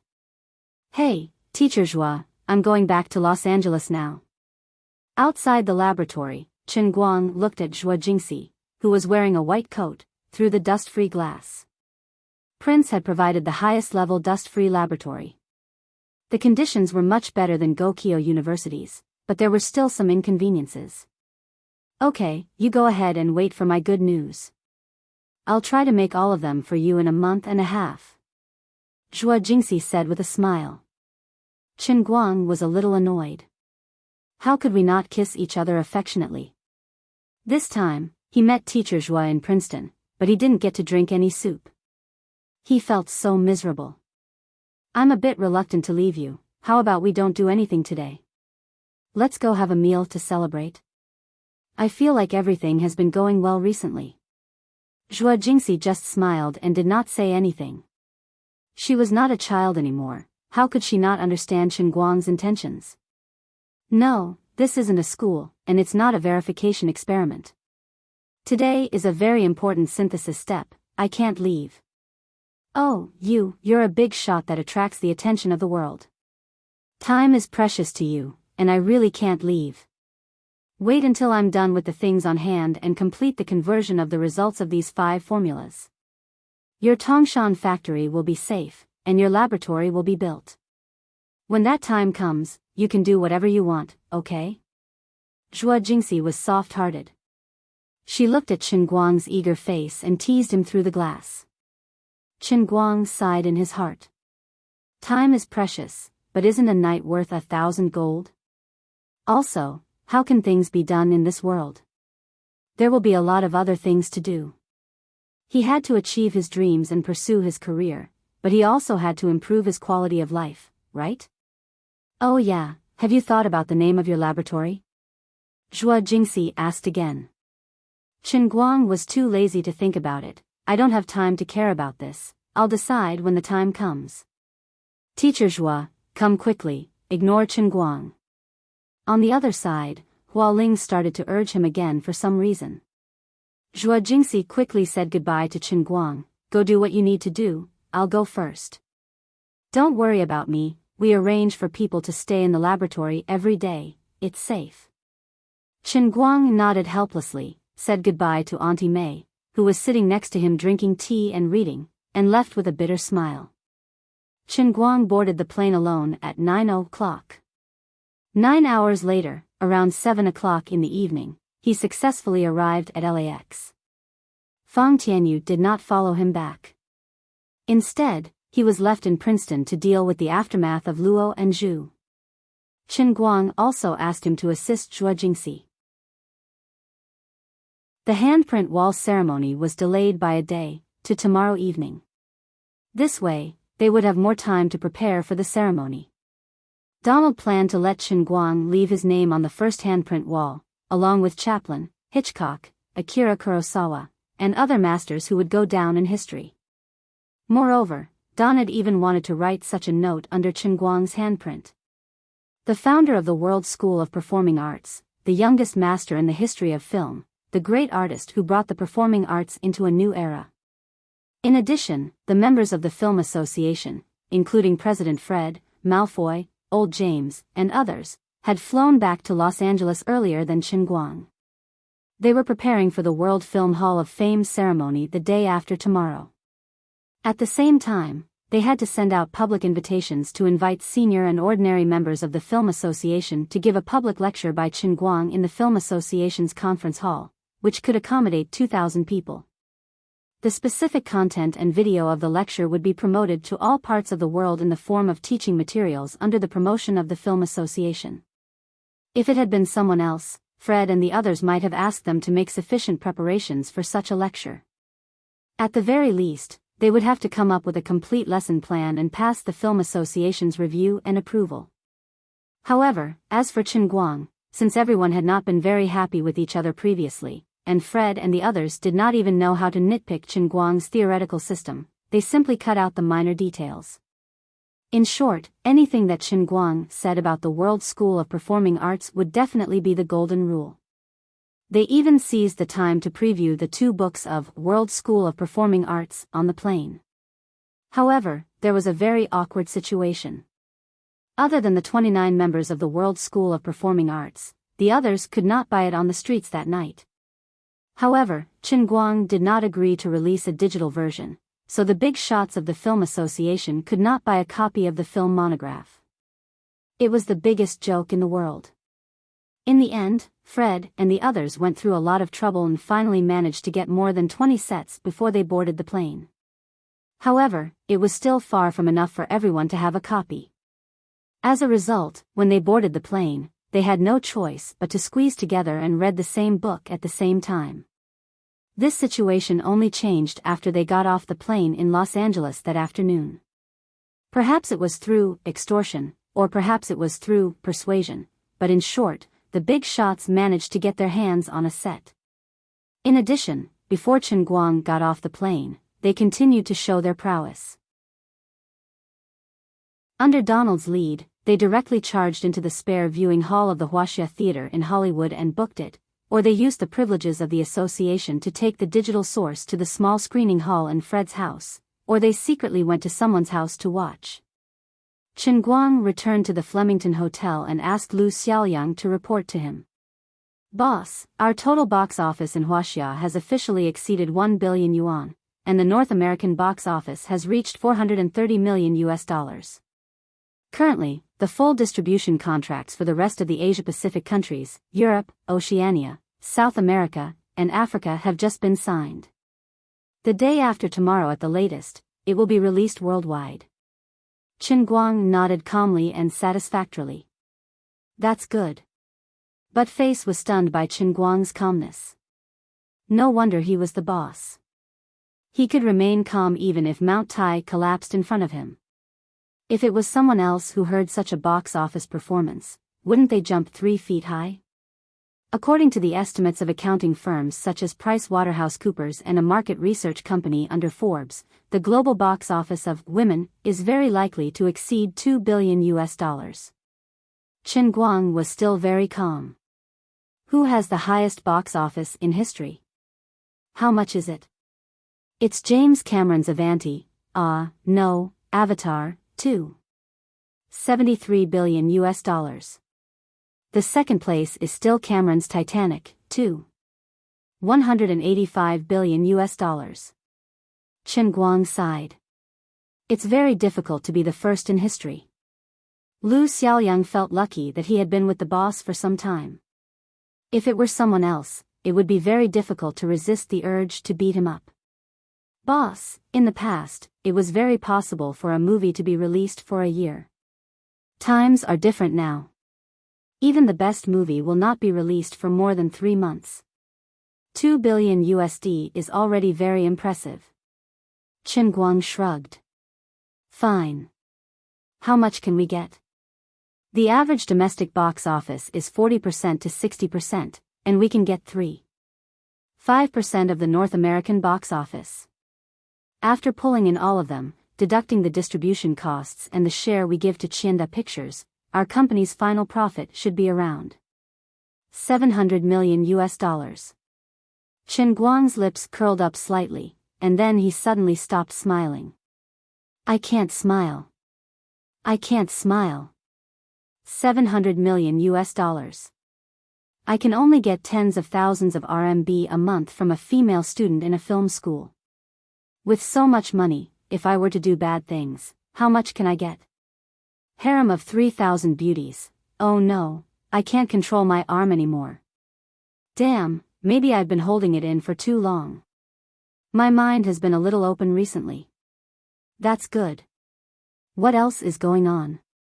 Tell me all at once. In North America, the General Edition and Deluxe Edition of World School Performing Arts have been sold out.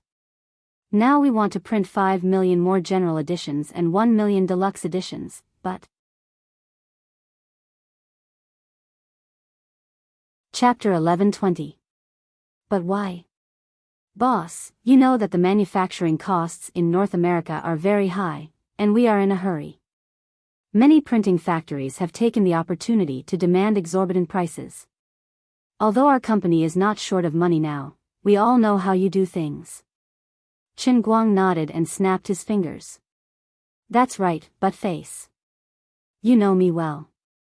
No matter how much money we have, we can't be fooled. Lu Xiaoyang sighed again.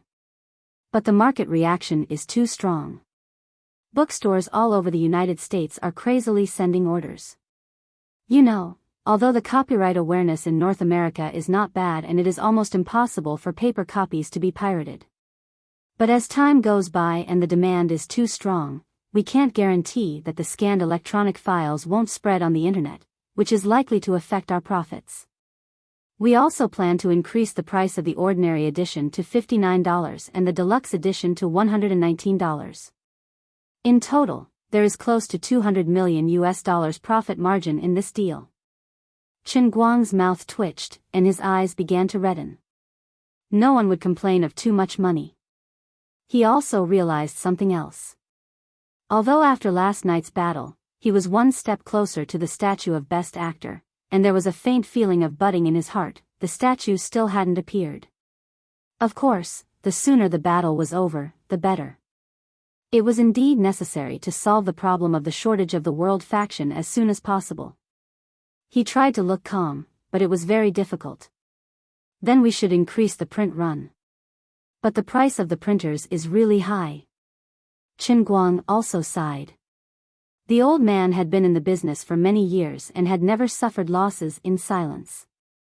Could it be that he had no choice but to admit defeat under the corruption of capitalism? Forget it. How much do they want? Lu Xiaoyang said with a bitter face. We contacted several companies. The average price of the ordinary edition is about $48, and the deluxe edition is about $80, which is twice their actual cost. Chen Guang pounded the table. This is unacceptable. Lu Xiaoyang also felt that this was unacceptable, but he couldn't think of a good solution. Just as he was thinking about this, his cell phone rang. He picked it up and saw that it was Yu Hong calling from China. It was past 9:00 in the evening there. He didn't know what Yu Hong was so urgent about. It's old Yu's call. Boss, I'll take it first. It's midnight in China. Lu Xiaoyang explained to Chen Guang and answered the call. What's up, old Yu? To make a long story short, I'm currently discussing something with my boss.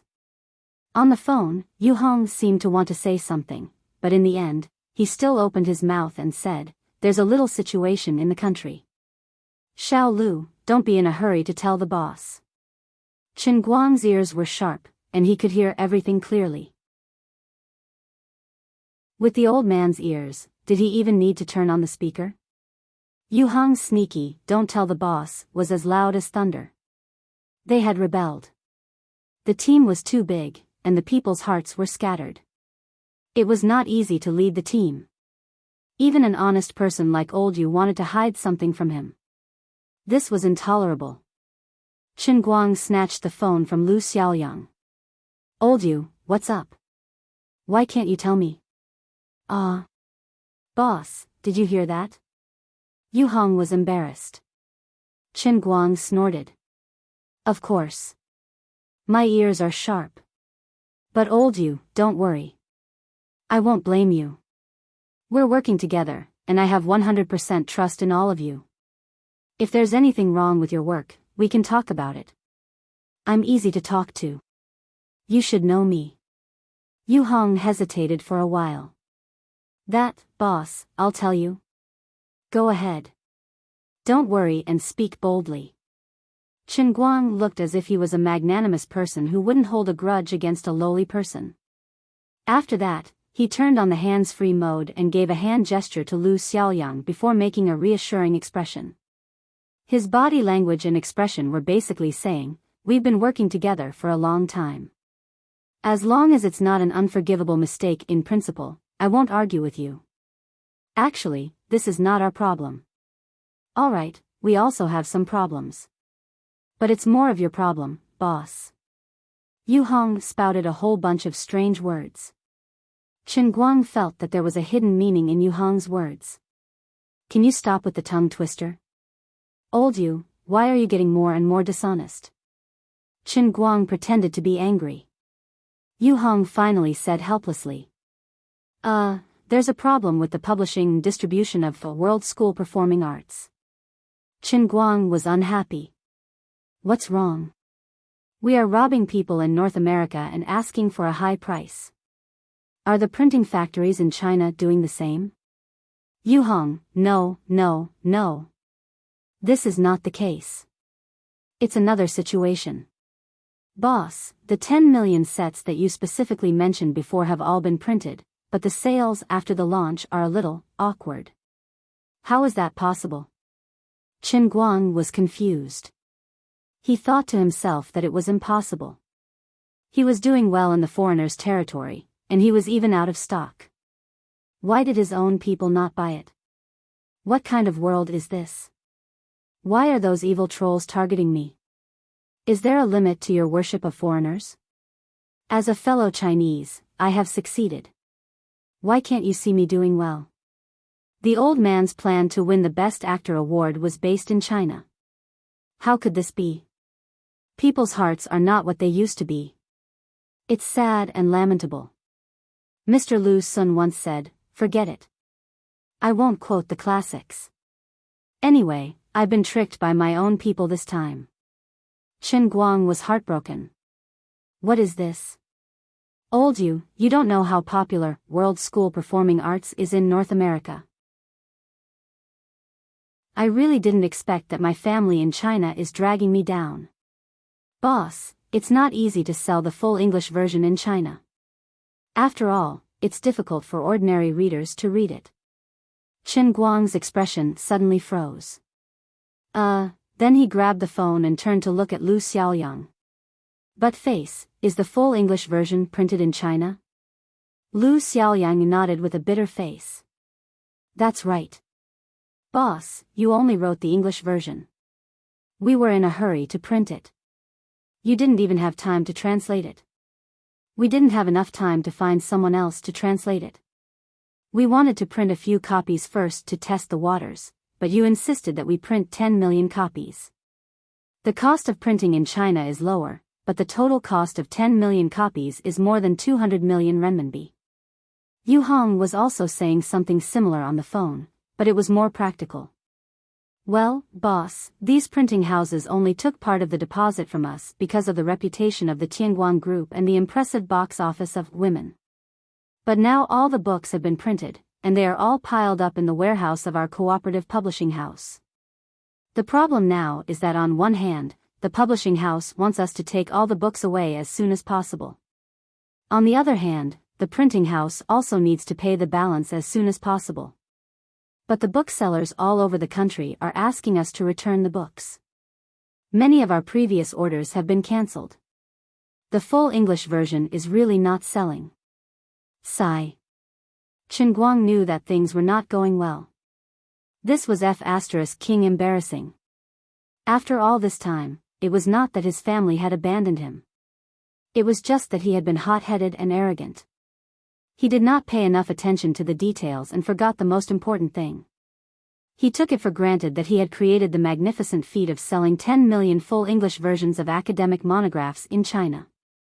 As for why Yu Hong and Lu Xiaoyang did not dissuade him back then, Chen Guang could understand. When he decided to come to the United States to cause trouble, Chen Guang brainwashed others in all kinds of ways. He boasted about himself to be unparalleled in the world. That was not all. He was extremely tough and would do what he said. He did not accept any objections at all. In ancient times, he was even more stubborn than Xiang Yu the Conqueror. Furthermore, the four great warriors had brainwashed him and had inexplicably strong confidence in him. So, even if they felt that it was nonsense, they still believed in Chen Guang's nonsense. They thought that even if it was an English version, it might really be able to sell in China. So far, the boss had never made a wrong decision. Because of this, the 10 million copies of the performing arts monograph were published in China in the shortest time possible. It was released on a large scale in the market. Unfortunately, it turned out that selling combs to bald men, tampons to men, and Quan Zhilong's autographed posters to Wu Jing was not reliable at all. A few days had passed, and the total sales had not even exceeded 10,000 copies. It was impossible to sell them. So, the boss was not always right. It was normal to fall into a ditch once in a while. Just now, Yu Hong didn't mean to hide it from Chen Guang. Although the senior managers of the companies were partly responsible, Chen Guang was the one who made the biggest mistake. Yu Hong was worried about Chen Guang's reputation. He had planned to find another way to tell Chen Guang the bad news in a more artistic way. But now that his ears were so good that he could hear it from the side, there was nothing he could do. Seeing that Chen Guang was silent, Yu Hong thought he was blaming himself. So he comforted him, "Alas, boss, we are responsible for this. We didn't fulfill our duties and caused a great loss to the company." Seeing Chen Guang's serious face, but face also took the blame.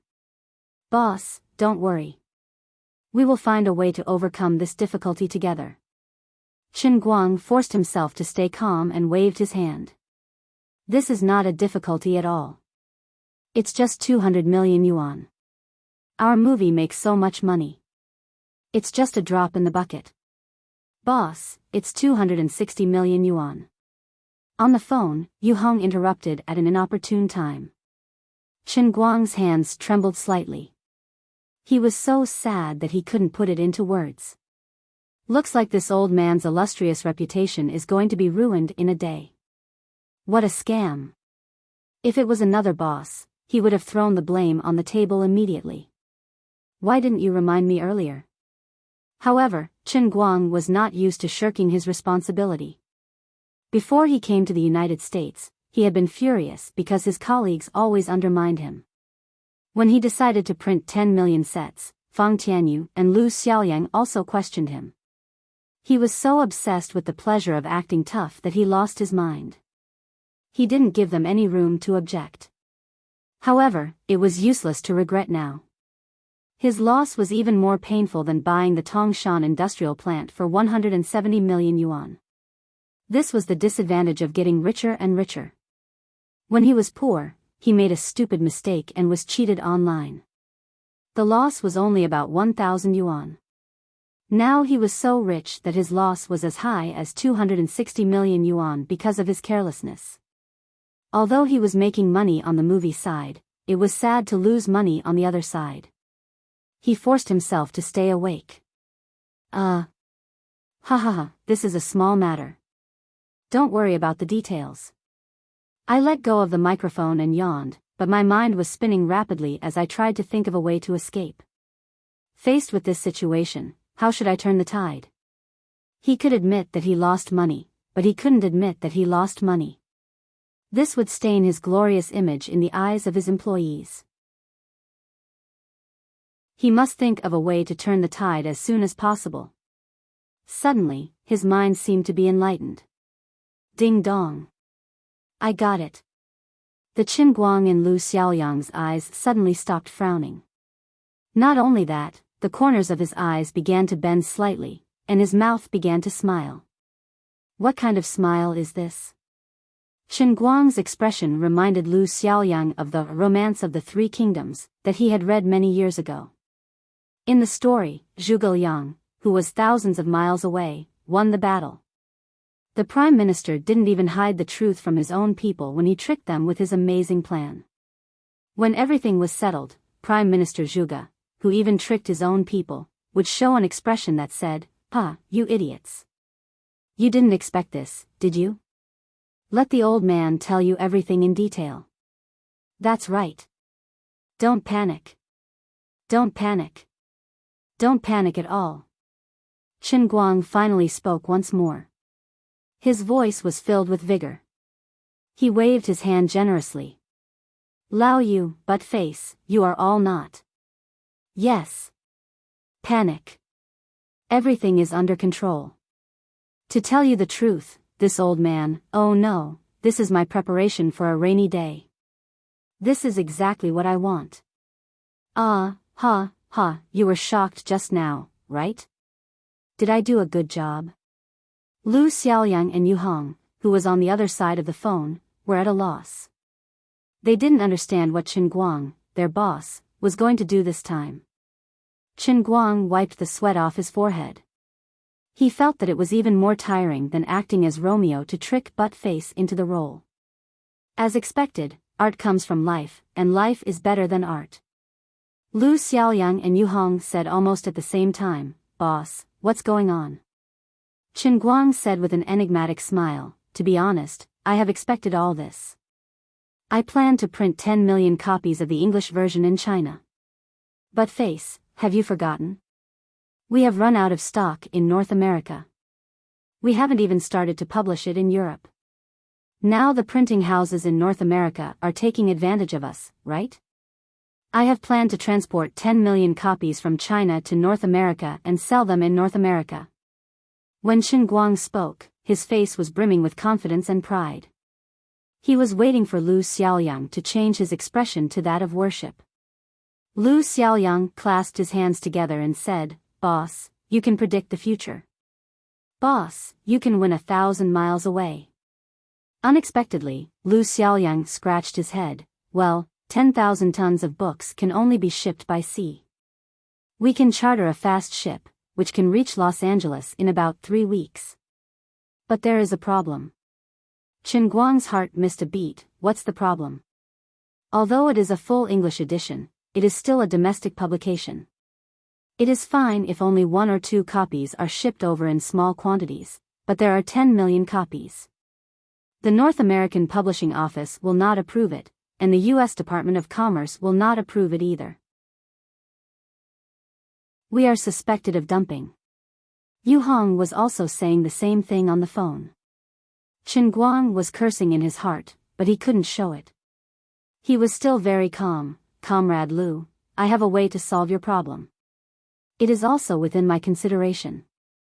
Where there is a will, there is a way. Haha, you go ahead with your work.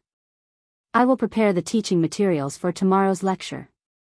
After saying that, Qin Guang drove Lu Xiaoyang away. When Lu Xiaoyang left, he sat down on the chair and rubbed his hands. I can't admit this loss. I have to find a way. 260 million. In other words, that was only the cost. If these books were sold to the US, they would be worth 600 million US dollars. That was huge profits. Chen Guang wouldn't have thought of this if he hadn't made that mistake.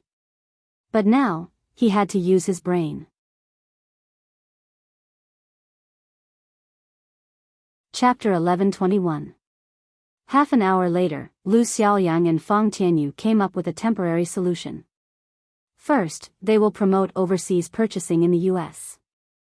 They will tell the rest of the world, especially the English-speaking audiences, that there are tens of millions of English versions of the World Faction on sale in China.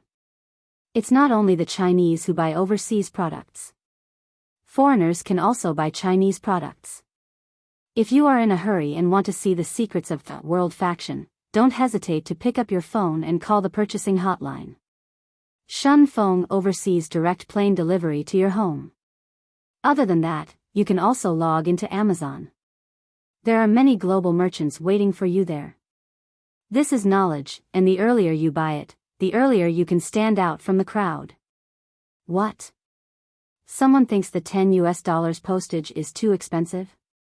This must be because your pursuit of acting is not strong enough, and you are not loyal enough to the world's best actor. Lu Xiaoyang reported this idea to Chen Guang, and Chen Guang did not comment on it. He will sell as much as he can first. The cost of shipping by air was indeed too high, and the company couldn't afford it. If the cost was shared among all the consumers, and the consumers had to bear it themselves, it was indeed a good solution. However, the quantity should not be too large. Selling hundreds of thousands of sets from overseas was probably the limit. Fine. Let's do it this way. I have no objections, but this is not my main idea. You all go ahead.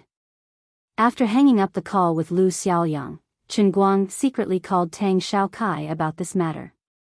Tang Xiaokai's reply is the same. It is not difficult to ship the goods over. The difficult part is how to legally sell the goods in North America. Lu Xiaokai can help by using his connections with the U.S. Department of Commerce. But the results are not guaranteed. Their international friends were very strange. When they found you pleasing to the eye, or when you were selling rare resources, such as rare earth minerals, they would never talk about anti-dumping with you. No matter how many you bring, they will buy the same amount without any hesitation.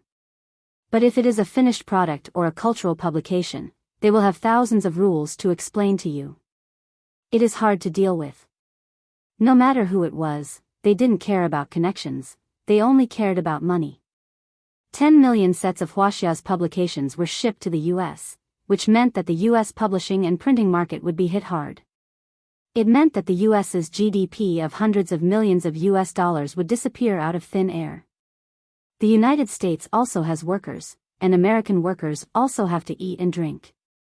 With so much GDP evaporated, the businesses here would lose a lot of revenue. Their publishing and printing industries would be affected, and many people would lose a lot of income. This was a very long-term effect. No matter which country in the world, the management of cultural publications, such as audiovisual products and books, was very strict. There were many reasons for this, but it could be summed up in one word: there's no way. After hanging up the call with Tang Xiaokai, Chen Guang began to rack his brains for a solution. He waited until the afternoon, but still couldn't come up with any effective methods to deal with this matter. On the other side, although he looked confident and everything was under control, the four Vajras of the Tianguan group did not stop showing their prowess. After thinking about it, there was really only one other way besides smuggling. This method sounded simple, but it could be summed up in 5 words: the boss has the final say. At noon, Chen Guang dyed his hair back to black. After a long struggle, he didn't really care. However, he had received a call from his mother, who asked him about yesterday's Romeo and Juliet. His mother, Feng Rong, was very satisfied with his performance. Just before hanging up the phone, she threw him this sentence: Oh, that hair of yours is a wig, right? I'm so nervous. Let me tell you, the youngest son of Auntie Lou next door dyed his hair a few days ago. His feces were yellow, and he looked neither like a man nor a woman. He was beaten up by his father, screaming like a pig being slaughtered. It was really miserable. Ah, ha ha ha, wig, of course it's a wig. How could I possibly dye my hair? Even if I shaved my head, I can't dye my hair. Chen Guang pinched his head of golden hair, which was the same as little Li's, and lied with his eyes wide open. This was clearly a naked threat from Mom. After hanging up the phone, he went straight to the hairdressing salon not far from the Flemington Hotel. Under normal circumstances, in the North American service industry, there was no one to serve you during lunch breaks. However, Chen Guang had a big face. The television in the hairdressing salon was broadcasting a replay of the UBC television station. Moreover, Chen Guang was waving a shiny HSD in his hand, so he decided to work overtime without any explanation. More than 2 hours before the handover ceremony, Chen Guang dressed up and arrived early at the Huaxia Theater in Hollywood. He met up with Donald Josh Tan and James Watson Sr., who were hosting the ceremony. Originally, President Fred had wanted to come first, but considering that he still had to be the one to invite Chen Guang into the International Film Hall of Fame tomorrow, he decided to avoid arousing suspicion today. Donald walked out of the meeting room. Mr. Chen, many of your friends are waiting for you at the party over there. Some of them will arrive later. Today is a very important day. Chen Guang nodded. Thank you, Mr. Josh Tan, for your help, and thank you, Mr. Watson. Without you, I wouldn't have been able to invite so many big shots. On the way here, Chen Guang had received the guest list sent to him by the staff of the Huaxia Theater. Compared to the incomparably cold premiere 10 days ago, today was like a starry night. The difference was like heaven and earth. Just by counting the names on the list and placing them on the paper, one would be greeted by a dazzling light that could blind one's eyes. For this handover ceremony, the dignified owner of the Huaxia Theater, a veteran of the North American film industry, Donald Josh Tan, had gone all out. He had used his connections to sell his face and reputation.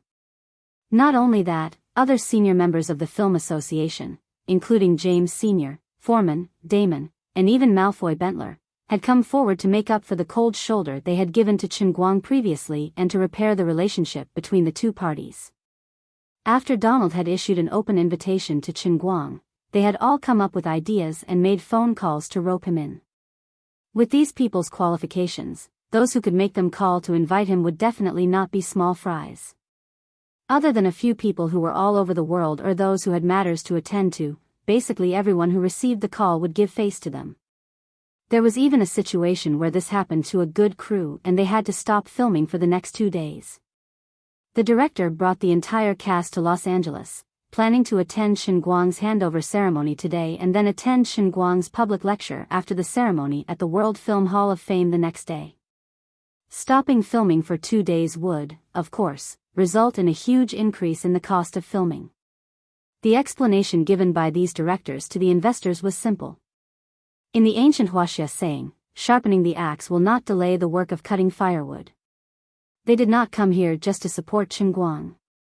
Their main purpose was to attend Chen Guang's public lecture and see if they could get their hands on a few copies of The World's Faction that were hard to come by on the market. They did all this to improve the acting skills of the main cast and also to improve their understanding of movies as a director. Everyone's ultimate goal was to make the movie better. What? Boss, why don't we buy The World's Faction ourselves and wait for the video materials for his public lecture? Stop fooling around. First of all, where are we going to buy The World's Faction now? Rob it? Secondly, can the effect of watching the video materials be compared to listening to the lecture live? Do you still want our movie to be good or not? Look at women. There's nothing special about the script and the main cast. It's even in Mandarin with English subtitles, but what about the box office performance? Why don't we learn from them? Do you still want to get rich? With such a good reason, the investors could not say anything and could only let it go. There were already 3 complete main cast teams here, and there would be 5 more before the ceremony started. Old James patted Chen Guang's shoulder happily. "Don't thank me. This is our duty and what we should do. Let's go and say hello to everyone." Surrounded by the 2 of them, Chen Guang went straight to the large banquet hall in the Huaxia Theater. Looking around, there was indeed a gathering of celebrities. There were familiar names everywhere, huddled together and whispering to each other. There were people from the entertainment industry, celebrities from the business world, and even some big shots in the political world. Seeing that Chen Guang had arrived, these people turned their heads and waved at Chen Guang enthusiastically. Basically, the National Film Association represented the mainstream attitude of the European and American mainstream towards Chen Guang. Chen Guang had gained the recognition of these people, which was equivalent to breaking into the mainstream values of North America in one fell swoop. Chen Guang had not officially won the Oscar, and the Best Actor award had not been settled yet. It had not been easy for him to make a comeback, so for the time being, he had to save some face for these people who had destroyed his stage. Even if they wanted to settle the score later, he had to endure it first and wait until everything was settled. With this thought in mind, he was also very enthusiastic, greeting everyone who came. The scene looked very harmonious and warm. As for these people who were holding champagne to toast him, Chen Guang drank as much as they came. He was very vigorous. As a dignified martial sage, he would not even faint when taking a bath in erguotu, not to mention champagne. In the process of these European and American celebrities contacting Chen Guang, they also changed their previous prejudices against him. How was he arrogant? How was he arrogant? With such high artistic achievements, he was so young, yet he was so polite and well-spoken. How rare was that? This was completely different from the reputation that he had shown in the past. It was not at all like what others had criticized him in the past, that he was arrogant after achieving success and looked down on others. He was both gentlemanly and calm. In particular, his aristocratic medieval English accent was simply charming, causing the eyes of many socialites to light up. There were also some international friends, such as the French, German, and Spanish, who had mastered several languages, and English was only a second language. Out of curiosity, they spoke the languages of their respective countries with Chen Guang, but Chen Guang accepted them all. He was able to communicate with people in every language, and his pronunciation was as accurate as that of a national broadcaster. These European and American celebrities had never seen such a demeanor, and they were all stunned. His skills were extraordinary, but his attitude was amiable, neither servile or overbearing, and he had a graceful demeanor. It had completely refreshed the inherent image of the Chinese in their hearts. Admittedly, when he had first come to the United States, the heroic words that he had said were a little arrogant, but in retrospect, he was clearly low-key and humble. If they had his ability and acting skills, they would probably want to move the Oscar to their own home. After chatting with everyone for a while, Chen Guang found a table with old James and sat down.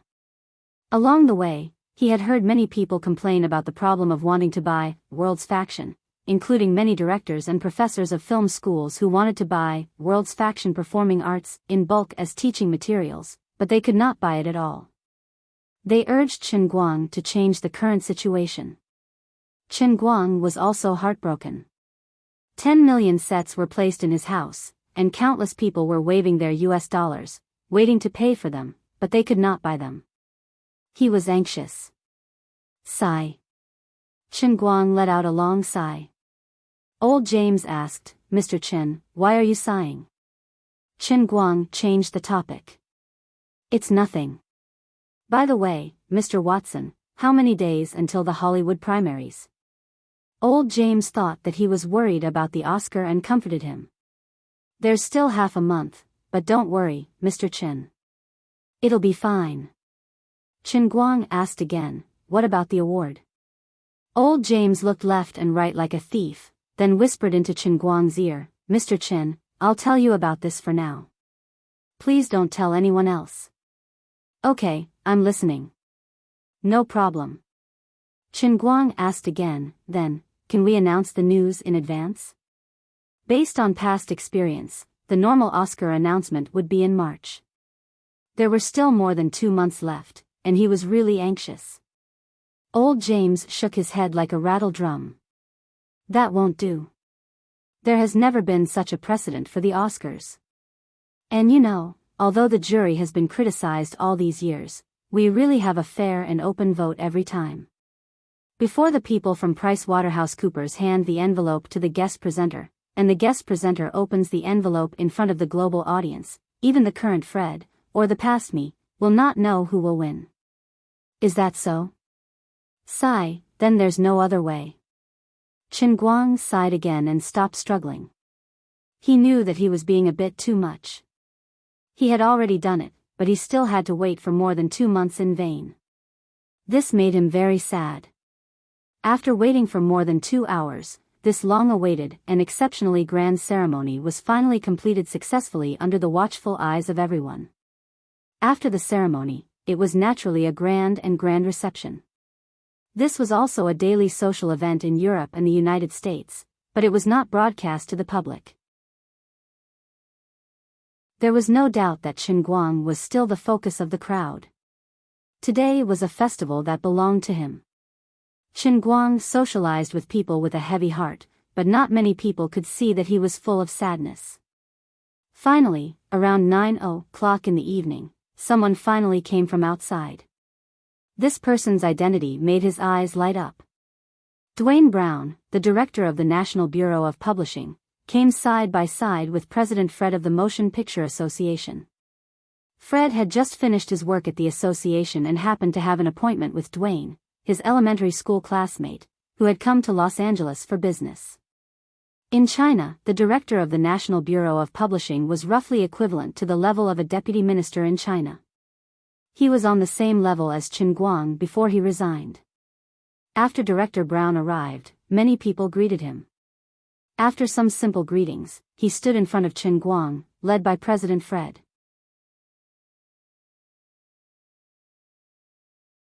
Chapter 11:22. Mr. Chen, let me introduce you. This is my elementary school classmate, Dwayne Brown, the director of the United States Publishing Administration.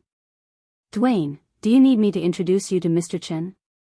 Director Brown pinched his chin and looked at Chen Guang with a smile. He extended his hand enthusiastically. Mr. Chen, nice to meet you. Chen Guang was overjoyed and squeezed Director Brown's hand. What the F***ck, what is this? A heavenly soldier descending from the heavens? Could it be that my hidden skill is the legendary lucky star, and I get what I lack? Sure enough, I have the protagonist's halo. It's my destiny. The more he thought about it, the more satisfied he was, and the harder he squeezed Director Brown's hand.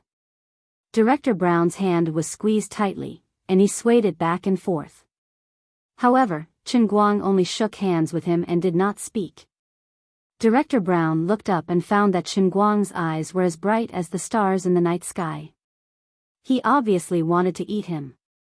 What was going on?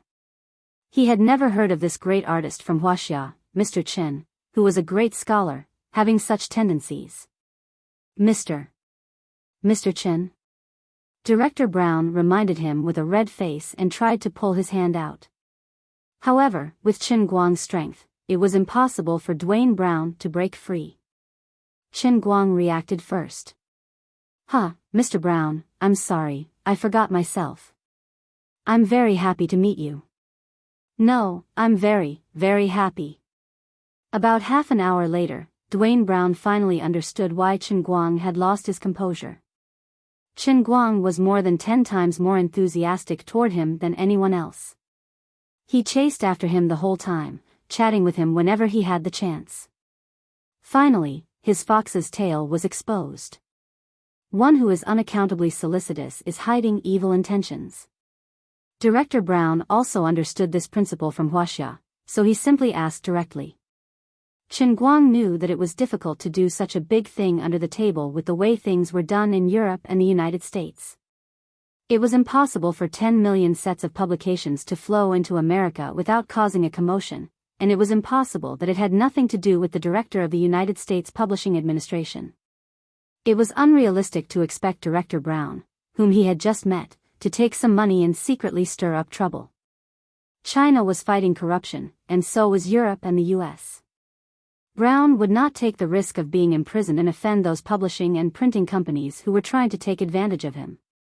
These companies were backed by large media groups. Touching their money was equivalent to touching their lives.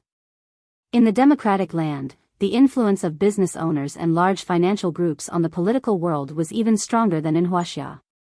So, Chen Guang simply said it in front of everyone. First, he talked about how shameless those unscrupulous printing companies were. Then, he asked Director Brown if he could sell books from China here. Brown shook his head vigorously. That's impossible. Mr. Chen, I will never agree to your request. Heaven knows how serious the protests will be. It will be fiercely boycotted by the Amalgamated Publishing Union. Not to mention me, even the president doesn't have such a right. Chen Guang looked at this guy and thought to himself. He really wanted to force him into a PY deal. Aren't you talking nonsense? Of course, I know that. I'm asking you to see if there are any loopholes in the system that I can exploit. President Fred, who was next to him, interrupted, Dwayne, is there no other way? I think Mr. Chen's idea is very good. You don't know this, but more than 2/3 of the people in the Film Association have not been able to buy a copy of World's Pie, let alone ordinary people. Those publishing and printing companies are violating the law of the market and maliciously raising prices. They are hindering the progress of civilization. On the other side, the dean of the Southern California Academy of Motion Picture Arts nodded. President Fred is right. If it weren't for the fact that we don't want to profane knowledge, the students in our school would want to infringe and make copies themselves. This matter has made us very miserable. As far as I know, it's not just me. Many film and television universities in the US are calling for the same thing. The dean of the Los Angeles University School of Performing Arts also poked his head in from the side. It's not just you. The students in ordinary universities are also very anxious. This morning, 2 students from our school's physics school fought over a copy of World's Pie. Seeing that his international friends were speaking up for him, Chen Guang struck while the iron was hot. Director Brown, look, these are the voices of the masses. Those companies that are asking for sky-high prices have simply lost their conscience. If it weren't for them raising the prices crazily to the point of making us lose money, we would have satisfied everyone's needs long ago. You also know that my World's Pie's price is very low, and there is almost no profit.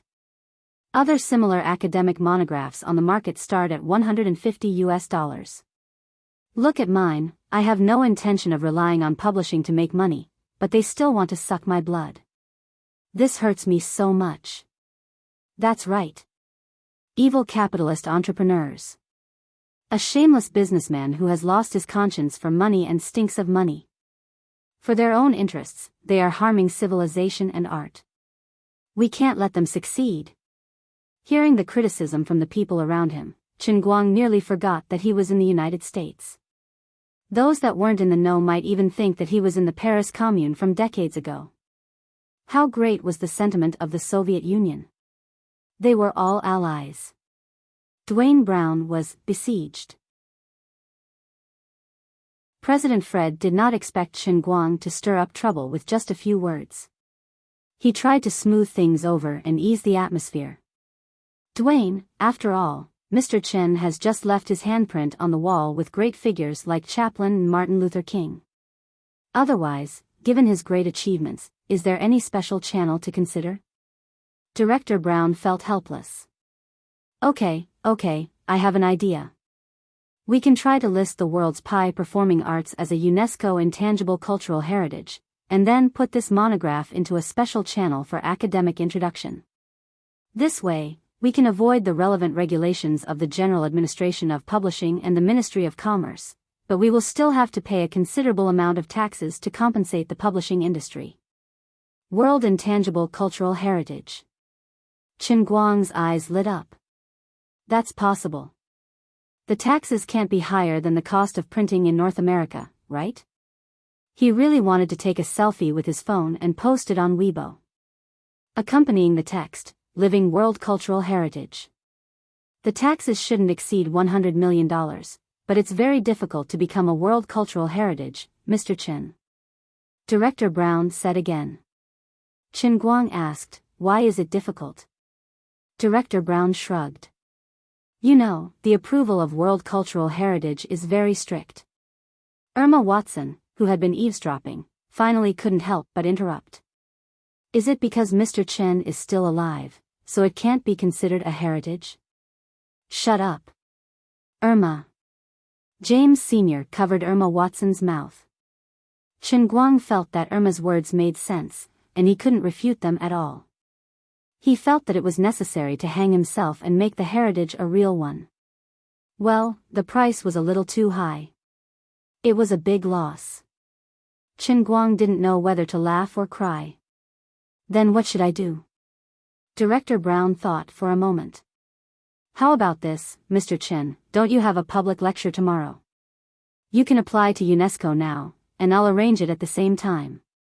You'll be teaching here, and an expert from the headquarters will evaluate it online. After that, we'll hold a week-long global public vote, and the final online public vote and expert review will be considered. What do you think? No problem. President Fred interrupted. But Mr. Chen, how are the preparation of your materials? Won't this be a little too much pressure for you to teach? Chen Guang waved his hand. This is nothing. It's a piece of cake.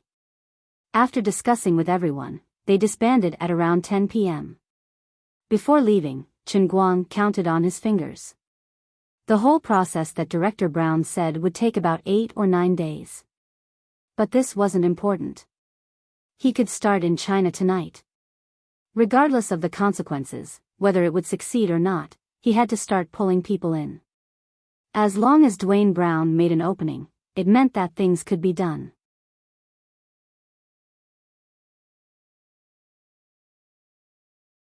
Chen Guang waved his hand.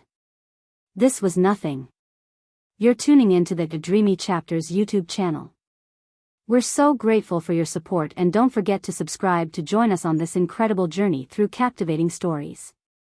Your generosity through donations truly makes a world of difference, as it's the primary source of revenue that allows me to expand and enhance this channel for you. Thank you from the bottom of my heart for being a part of this adventure.